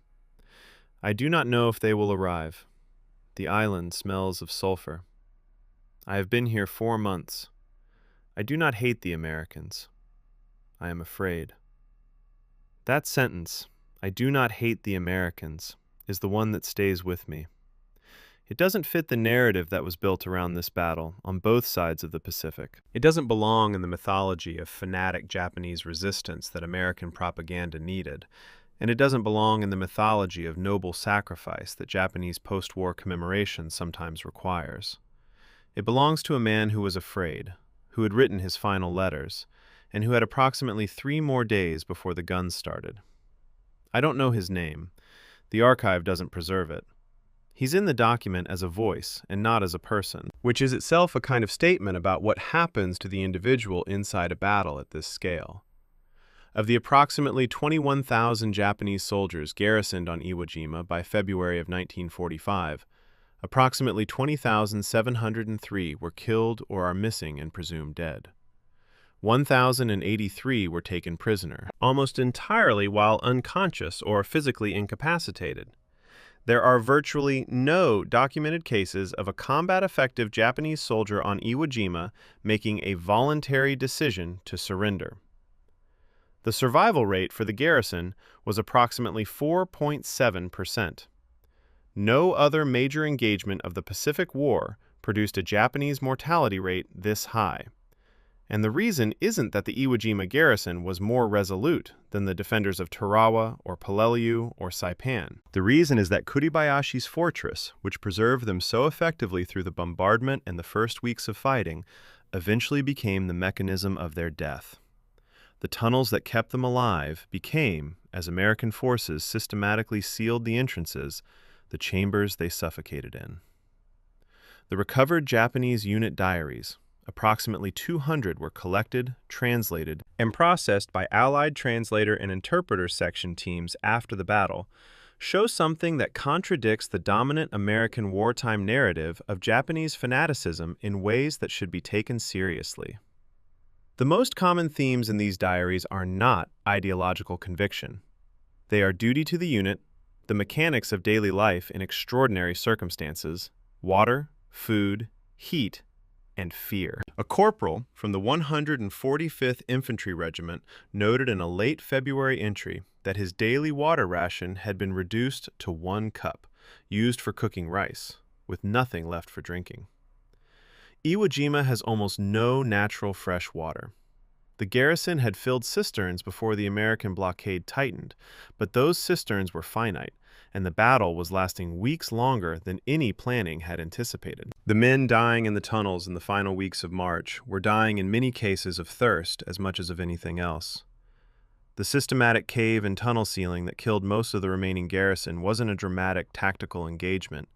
It was methodical demolition work conducted over days and weeks, with the 147th Infantry Regiment, the Army unit that took over from the Marines, developing specific cave closing techniques that involve shape demolition charges, vehicle exhaust pumped into sealed tunnel sections, and direct assault with flamethrowers through known entrances.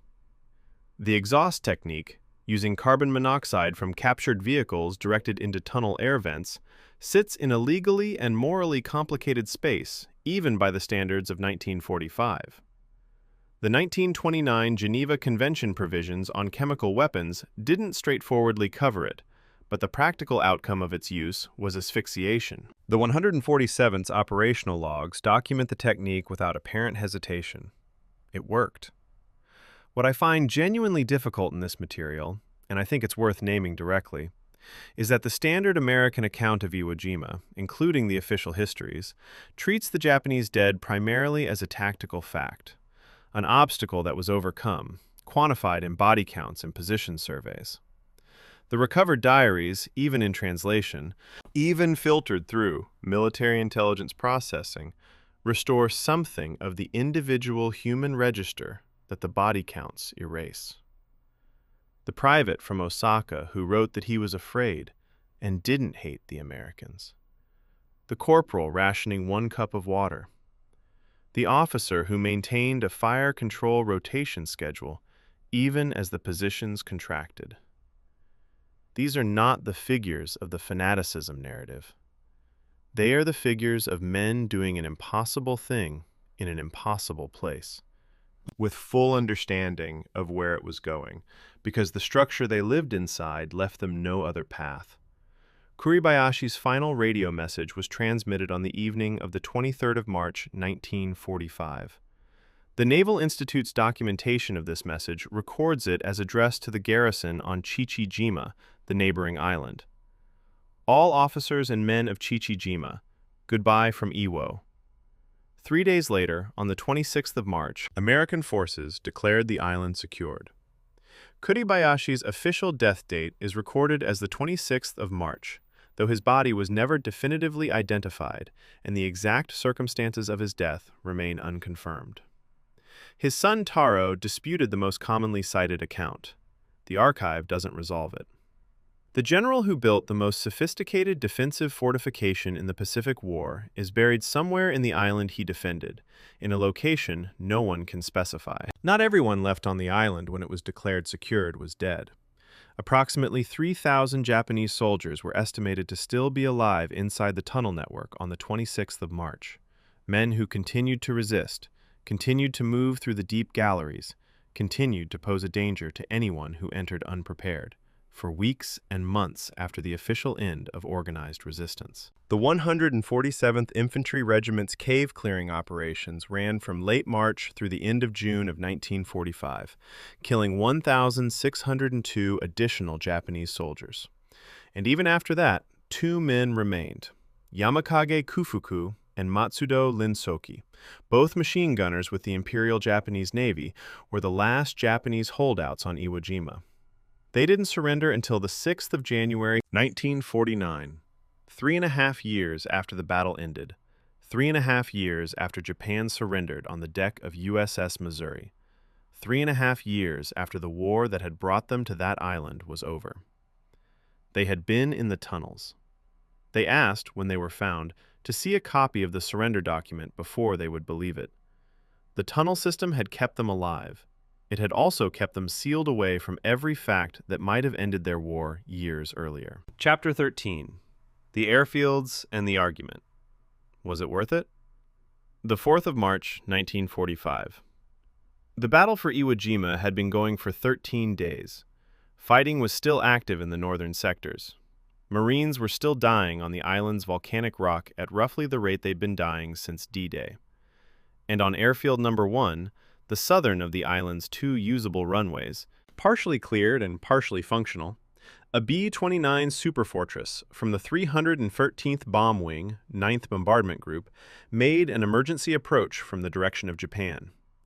The aircraft, nicknamed Dynamite, was low on fuel and in mechanical distress from its mission.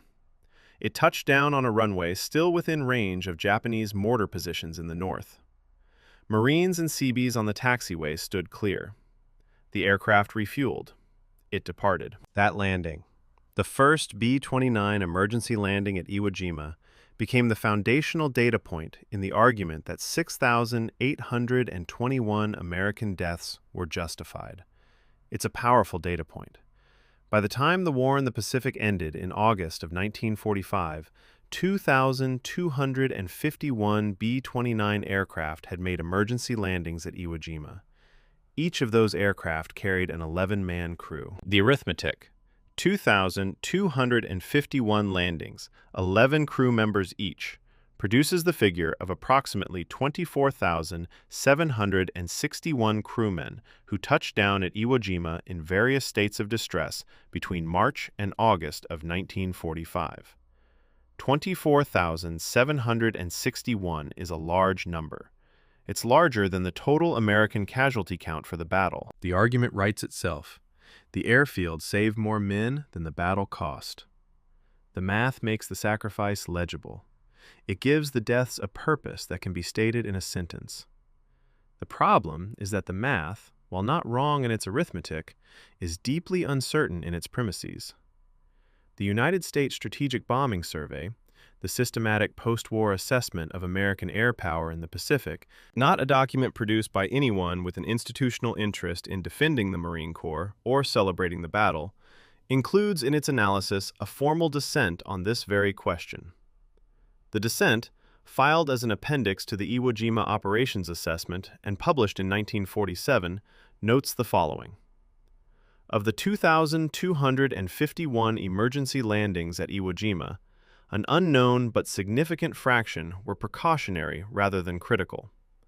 Precautionary, in aviation terms, means an aircraft with a mechanical problem that diverted to the nearest available runway as a conservative safety decision rather than because the aircraft could not have reached its home base in the Marianas under favorable conditions. The USSBS dissent estimated that between 30 and 50% of the emergency landings at Iwo Jima were of the precautionary type. If the midpoint of that range is correct, the confirmed life-saving landings, the ones where crew would genuinely not have made it home without Iwo Jima, number roughly 1,400, involving perhaps 15,000 crewmen. Still significant. Not 24,000. The B-29 deserves specific technical attention here because the aircraft's reliability problems were a major factor in the emergency landing statistics, and those problems don't often get mentioned in accounts of the battle's strategic value. The Wright R-3350 radial engines that powered the Superfortress were, by any contemporary assessment, among the most powerful and least reliable engines in operational service. Each engine produced 2,200 horsepower, and the four-engine configuration gave the aircraft a total of 8,800 horsepower, enough to carry a 10,000-pound bomb load from the Marianas to Japan and back. The problem was heat. The engines overheated on maximum power climbs, and engine fires on takeoff and in the initial climb profile were the leading mechanical cause of B-29 loss in the Pacific. An aircraft that suffered an engine fire over Japan, or halfway between Japan and the Marianas, needed the closest available runway. Before Iwo Jima fell, there was no closer option. After Iwo Jima fell, there was. That's the genuine strategic contribution the airfield made. Not that it served as a base for air operations, but that it existed as a shorter alternative to a very long flight home in a damaged airplane. There is a separate argument about the fighter escort missions that Iwo Jima enabled, and this one I find more convincing than the emergency landing statistics. P-51 Mustang fighter groups operating from Iwo Jima flew their first escort missions in conjunction with B-29 raids beginning in April of 1945. The effect on B-29 loss rates over Japan was measurable. Escorted missions showed significantly reduced losses to Japanese interceptor attacks compared to unescorted missions over comparable targets. Before Iwo Jima, the Mustangs couldn't reach Japan from the Marianas. After Iwo Jima, they could. That contribution is documented in Air Force's operational analysis and is not dependent on contested assumptions about what aircraft would otherwise have done. And yet. The battle was declared over on the 26th of March, 1945. The atomic bomb fell on Hiroshima on the 6th of August, 1945. The war in the Pacific ended on the 15th of August, 1945. Iwo Jima provided operational value as a fighter escort base and emergency landing strip for approximately 5 months. The question that no document answers, and that no historian has been able to answer definitively, is whether those 5 months of operational value, genuine and significant as it was sufficient justification for the 6,821 American deaths and the 20,700 Japanese deaths that the island's capture cost. To me, the most honest position available is also the most uncomfortable one. I don't know, and I'm suspicious of anyone who is certain in either direction. The retired Chief of Naval Operations, Admiral William Pratt, wrote in 1945 in a Newsweek piece that was reportedly suppressed from wider circulation by the Navy Department that Iwo Jima was useless as a fleet base and of questionable value as an Army staging area. Pratt was a senior officer with full access to the strategic picture, writing in real time, before the B-29 landing statistics had accumulated. His argument was suppressed. It was not refuted. The suppression itself is documented in naval records and tells its own story about how the institutional management of the battle's strategic narrative was conducted while the battle was still ongoing. Chapter 14. Securing the Island. The Killing That Continued. The 26th of March, 1945. The ceremony that declared Iwo Jima secured was brief. A flag was raised, statements were made. The battle was officially over. In the northern tunnel sectors, approximately 3,000 Japanese soldiers were alive. They were armed. The war diary of the 147th Infantry Regiment, the Army unit that took over garrison and mop-up duties from the withdrawing Marine divisions, records its first contact engagement on the island for the 14th of April, 1945. A patrol from Baker Company engaged approximately 40 Japanese soldiers in the tunnel sector designated Able 12. The firefight lasted 2 hours and 15 minutes. 2 Americans were killed, 7 were wounded. 23 Japanese were confirmed dead, 4 were wounded and captured. The tunnel entrance was sealed by a demolition team at 1100 hours. The War Diary section header for this entry is labeled Routine Operations. Routine. That's the administrative category assigned to a 2-hour firefight in which 2 men died, 19 days after the battle was officially declared over. The category reflects not callousness, but institutional logic. The declaration of the 26th of March had drawn a line, and everything after that line was, by definition, post-battle. The men who died after the line were, administratively, not battle casualties. They appear in Army records that are separate from the Marine Corps casualty tallies that appear in every standard history of the battle. The standard American casualty count for Iwo Jima, 6,821 dead, runs through the 26th of March. The 147th Infantry Regiment's operations through the end of June 1945 produced an additional toll. The regiment's own records indicate 8 dead and 53 wounded through the end of March alone, with operations continuing through June. Those deaths are in the Army's record. They're not in the Iwo Jima casualty count. They're in a different column, under a different heading, in a different service's files. The 147th Infantry Regiment was an Ohio National Guard unit that arrived on Iwo Jima on the 21st of March, 5 days before the official end of the battle, and stayed through the end of June. They became known, informally and then formally in unit records, as the Cavemen, a designation earned by the specific nature of their work, which involved entering, clearing, or sealing the tunnel network that the Marine Corps had been fighting above for 5 weeks. Their techniques were developed on the job, in the absence of any established doctrine for this specific type of operation. The 351st Infantry Regiment had done similar work at Saipan, and their lessons had filtered forward to some degree. But the Iwo Jima tunnel system was substantially more complex and more extensive than anything previously encountered. The Cavemen improvised. They used shape demolition charges to collapse tunnel sections. They used vehicle exhaust directed into sealed air vents. They used direct assault with flamethrowers through known entrances, which required entering enclosed spaces where armed Japanese soldiers could be anywhere in the dark. The psychological cost of this work on the men conducting it is documented, in fragments, in oral histories, and in the chaplain's records for the regiment. The institutional response to that cost is not well documented at all. The largest single engagement of the entire battle, a fact that surprises most people who know Iwo Jima primarily through the flag-raising story, happened on the night of the 8th of March, 1945, while the battle was still officially ongoing. Between 650 and 1,000 Japanese soldiers emerged from the tunnel system in the early pre-dawn hours and struck a rear area position occupied by shore party and service personnel whose combat training was significantly less intensive than that of the frontline infantry.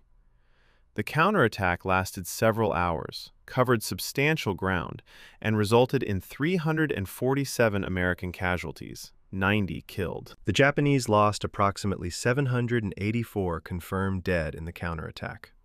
It was the largest coordinated Japanese offensive action of the 36-day battle. It appears in a paragraph in most histories. It produced more American casualties than many of the individual days that are described in detail in the same histories, because it happened in a sector occupied by support troops rather than combat infantry, and because it doesn't fit the narrative framework of relentless Marine forward progress against a dwindling defender. The tunnel-clearing methods used by the 147th warrant technical examination, because some of them occupy a morally and legally complex space. The vehicle exhaust technique, pumping carbon monoxide from captured vehicles into sealed tunnel sections, was documented without apparent legal concern in the regiment's operational records. The 1929 Geneva Convention's provisions on chemical weapons were written primarily with reference to chemical compounds deployed as weapons on open battlefields, not combustion gases directed into enclosed spaces. The practical distinction between the two is difficult to maintain with a straight face. The men in the sealed tunnels, whether they died immediately or after hours or days, died of gas. The technique worked. It was used. It is in the record without controversy, because the record was written by the people who used it. What I find worth acknowledging, looking at the 147th's records alongside the Marine Corps casualty totals, is a simple arithmetic problem of institutional memory. The Battle of Iwo Jima is a Marine Corps story. The monuments, the histories, the documentaries, the anniversary ceremonies. They center the Marine Corps, as they reasonably should, given what the Marine Corps paid and what it accomplished. But the battle had an aftermath that was an Army story, and the men who died in that aftermath, who died doing work that was just as dangerous and just as necessary as anything done in the 36 days of officially declared combat, are in a different column. Not a hidden column, just a different one, in a different archive, under a different service's administrative headings. There were 53 Army dead after the Marine Corps declared victory. Those 53 men have families too. Chapter 15. The Photograph's Second Life. An Accidental Monument.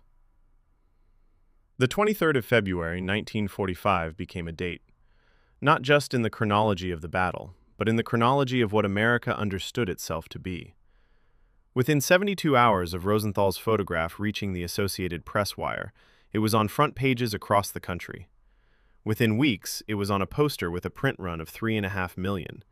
Within months, it was the visual anchor of the most successful war bond campaign in American history.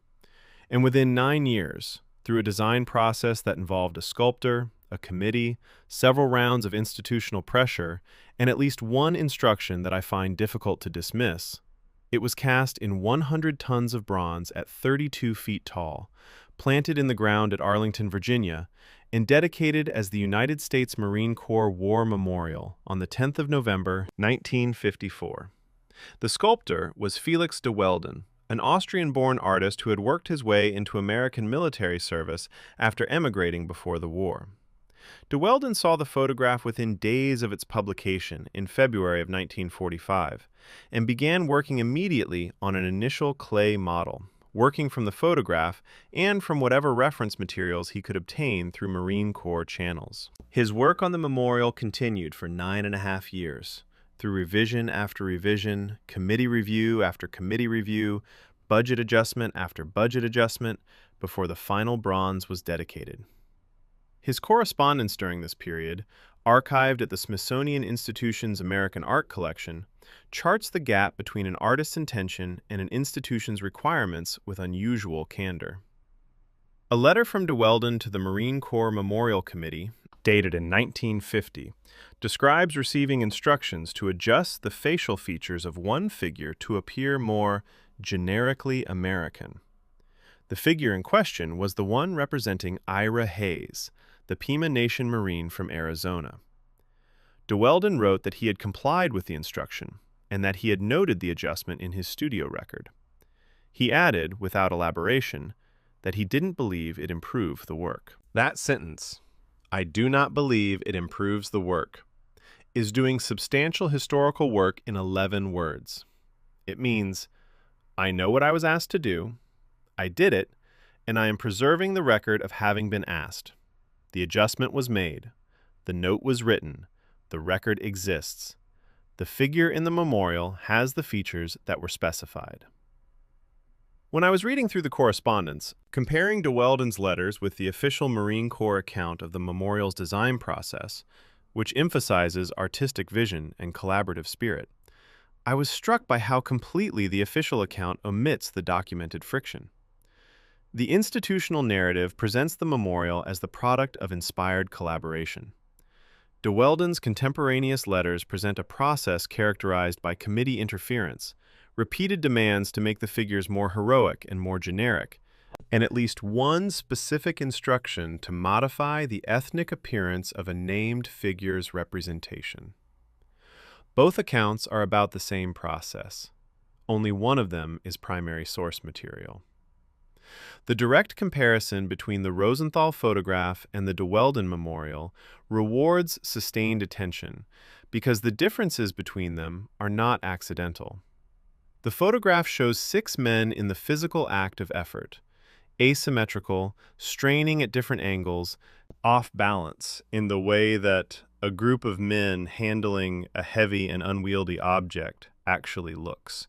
The memorial shows 6 men in the act of triumph, more vertical, more idealized in posture, more unified in expression. The photograph's figures are working. The memorial's figures are winning. The photograph was taken in 1/400th of a second by a man who wasn't sure he had the shot. The memorial was refined over 9.5 years by a committee that knew exactly what it wanted. The gap between those two things is the gap between what happened and what the culture needed it to mean. Joe Rosenthal received $400 from the Associated Press for his work on the day of the flag raising. That figure, $400, equivalent to roughly $5,500 in 2026 purchasing power, represents his total financial benefit from the photograph. The AP transmitted the photograph without copyright notice, following standard wire service practice of the era, placing it in the public domain immediately upon transmission. Rosenthal had no legal claim on any of the subsequent reproductions, poster printings, bond drive uses, memorial licensing, or commercial applications. The image that generated $26,300,000,000 in war bonds, that was reproduced billions of times across 8 decades, that became the model for the largest cast bronze sculpture in the world at the time of its dedication. $400. Rosenthal died in 2006 at 94 years of age. He said in his later years that he was glad the photograph had done what it did. He also said, more than once, that he was never entirely sure the moment he captured was the right moment to have captured. Both things appear to have been true simultaneously. Chapter 16. The Ballad of Ira Hayes. Heroism and its Arithmetic. The 12th of September, 1945. The war had been over for less than a month. Ira Hayes sat down and wrote to his mother. The letter is in the collection at the Heard Museum in Phoenix, and it's a short one, written in the plain-spoken voice he used in all his correspondence. They keep asking how it feels to be a hero, he wrote. He told them it didn't feel like anything. He thought they wanted a different answer. He didn't have one. He wanted a farm. He didn't want any more pictures taken. That's the whole letter, essentially. 4 sentences of a man who had been to Iwo Jima and come back and was now being asked in hotel rooms in American cities to be the meaning of something he hadn't experienced as meaningful. Ira Hayes was 22 when the photograph was taken. He was from the Acamel O'odham community, the Pima Nation, on the Gila River Indian Community Reservation in Arizona, where he'd grown up and where his family farmed. The Pima were, by the time of the war, living the consequences of a federal irrigation policy that had diverted the Gila River's water to non-native agricultural interests upstream, destroying the agricultural economy that had sustained the community for generations. Hayes came home from being a national hero to a reservation without reliable water. The irony, if that's the right word for something that structural and that deliberate, is not subtle. the man who helped raise the most famous flag in American history came home to a community that the federal government had been systematically dispossessing for decades. The photograph and the policy were both products of the same government. Hayes had been left off the initial war bond tour roster. The documented explanation, found in Treasury Department correspondence that has received limited attention outside specialist historiography, involves a concern raised by a Marine Corps officer that a Native American co-headlining a national victory tour might complicate the message. Hayes was added after the omission was challenged. He then spent 12 weeks on a 33-city tour, shaking hands, giving speeches, standing beside enormous reproductions of a photograph that showed him with his back to the camera, his face invisible, raising a flag. He wrote home during the tour that the boys on the island would laugh.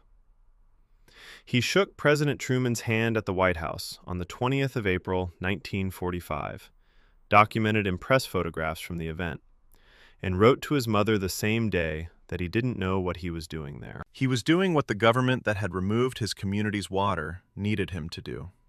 He did it, and he did it with visible good faith, and it cost him something the government couldn't measure and wasn't tracking. The arrests started almost immediately after the war. Ira Hayes was arrested 51 times for public intoxication between 1945 and his death in 1955. 51 times in roughly 10 years. What almost every account of this fact omits is its legal context, the Indian liquor prohibition. A federal law dating to 1832 remained in effect until 1953. Under that law, selling or providing alcohol to a Native American was a federal offense. Throughout most of Hayes's most troubled period, the people who sold him alcohol were committing a federal crime. He was being arrested for purchasing what it was illegal for anyone to sell him. The system celebrated him publicly, criminalized his coping privately, and left the structural contradiction between those two facts entirely unaddressed. The post-war years wore on him in a way that anyone reading the accounts finds recognizable, even across the distance of 8 decades. He tried farming, he tried working, he went back to the reservation, he left the reservation. He gave interviews in which he said things that journalists wrote down without appearing to hear what was actually being said. He was arrested. He was released. He applied for help from government agencies and was refused in ways the records document but don't explain. He was the subject of a 1949 film, The Outsider, and then of a Johnny Cash song in 1964, both of which told his story through the lens of individual tragedy rather than structural failure, a framing that was more comfortable for the audiences of both eras and less accurate by any meaningful measure. He wasn't a man defeated by personal weakness. He was a man caught between what a country needed him to represent and what that country was actually willing to do for him. And those two things were so far apart that no individual life could bridge the gap. On the night of the 23rd and 24th of January, 1955, Ira Hayes died on the Gila River Indian Reservation after a night of drinking. He was found in a drainage ditch, dead of exposure and alcohol poisoning. He was 32 years old. He is buried at Arlington National Cemetery with full military honors. His grave is roughly 16 miles from the Marine Corps War Memorial at Arlington. The memorial containing a bronze figure of approximately his size and shape, with adjusted facial features, raising a flag that weighs 5 pounds. He asked to farm. He wanted to go home. He got a bronze statue with the wrong face and a grave he didn't choose. What I find, when I step back from the individual details of Hayes's life and look at the whole arc, from the Pima Reservation to the summit of Suribachi, to the war bond tour, to the drainage ditch, is not a tragedy in the personal sense, not a story about a man who made bad choices or couldn't handle success. It's a story about a structural gap so wide and so deeply built into the institutions that surrounded him that the outcome was, if not inevitable, then at least comprehensible without reference to anything Hayes himself did or failed to do. In 2023, the Veterans Equity and Access Act was passed by Congress, mandating that the VA specifically address historical disparities in service provision to Native American, Black, and Hispanic veterans. The legislative findings section of that act cites his case by name as an example of documented institutional failure. He is, finally, in a policy document. The policy came 68 years after he needed it. Chapter 17. What the Island Knows. The Long Aftermath. There's a photograph from 1954, taken at the dedication ceremony for the Marine Corps War Memorial at Arlington, that appears occasionally in retrospective collections and almost never gets the attention it deserves. It shows Ira Hayes standing at the ceremony beneath the bronze figure of himself. His head is slightly bowed. He is looking at the ground. The bronze is 32 feet tall. He was 5 feet 9. The disproportion is visible in the photograph in a way that goes beyond the literal difference in scale. He lived for 3 more months after that photograph was taken. The island itself, called Iwo Jima in English, Iwo To in the official Japanese pronunciation of the same characters, renamed in 2007 when Japan revised the reading, is not open to public visitors. It's a Japanese maritime self-defense force base, restricted to military personnel and to the participants of the annual joint memorial ceremony held each March. The battlefield is preserved largely as it was, not by any deliberate conservation policy, but by the island's remoteness and the instability of the volcanic terrain, which makes large-scale development impractical. The tunnel system is partially collapsed, partially accessible, and partially sealed. Geothermal venting continues. Sulfuric gas still rises from fissures in the rock, and the temperatures in intact deep tunnels remain well above ambient surface temperature. The island smells the same as it did in 1944, when a Japanese logistics officer wrote Muzukashi in the margin of a supply estimate form and started the chain of decisions that produced everything this documentary has covered. The remains recovery program at Iwo Jima has been active, in various forms, since 1952. The Japanese government's Ministry of Health, Labor, and Welfare has conducted systematic recovery operations across the island, and the joint United States-Japan program, formalized in the mid-1980s and continuing to the present, has applied increasingly sophisticated technology to the search. Ground-penetrating radar surveys, structural engineering assessments before any subsurface entry, endoscopic cameras inserted through drill holes to assess chambers before physical excavation.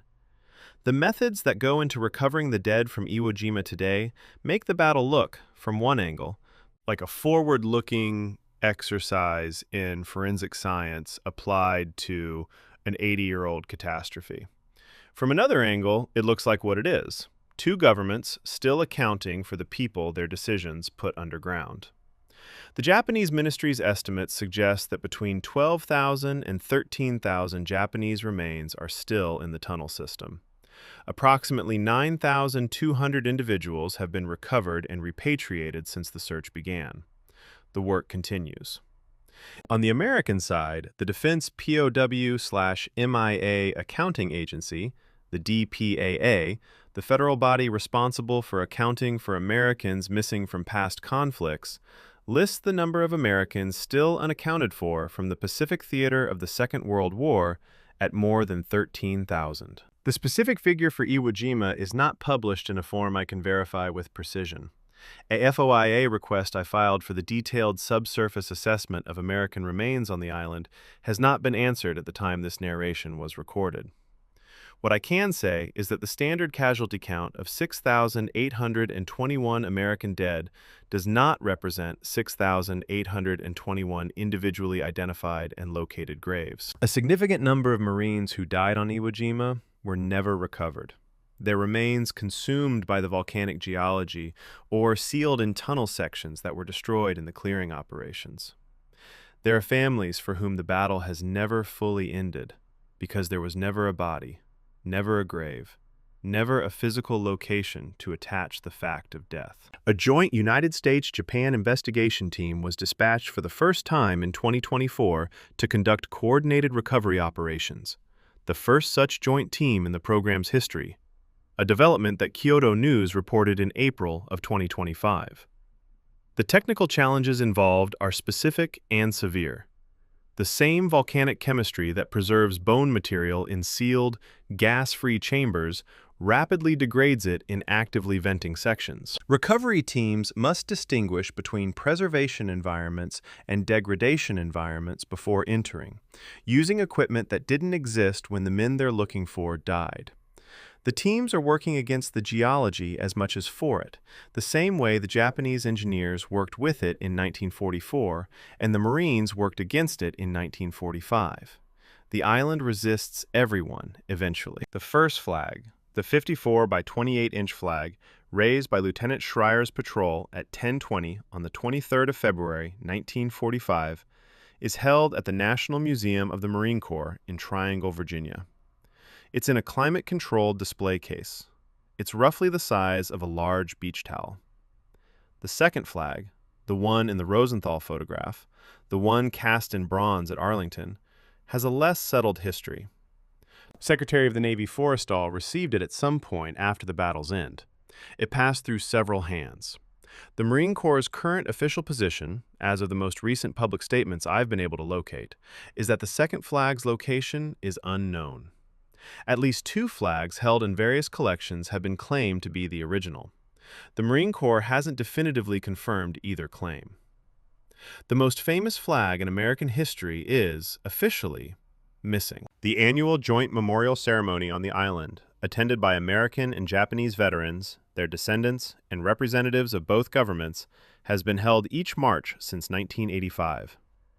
At the first ceremony, 40 years after the battle, a Japanese and an American veteran met at the joint memorial stone. The Japanese veteran extended his hand first.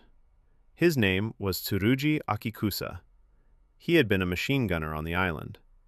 He never said publicly which position he had held. Both men shook hands.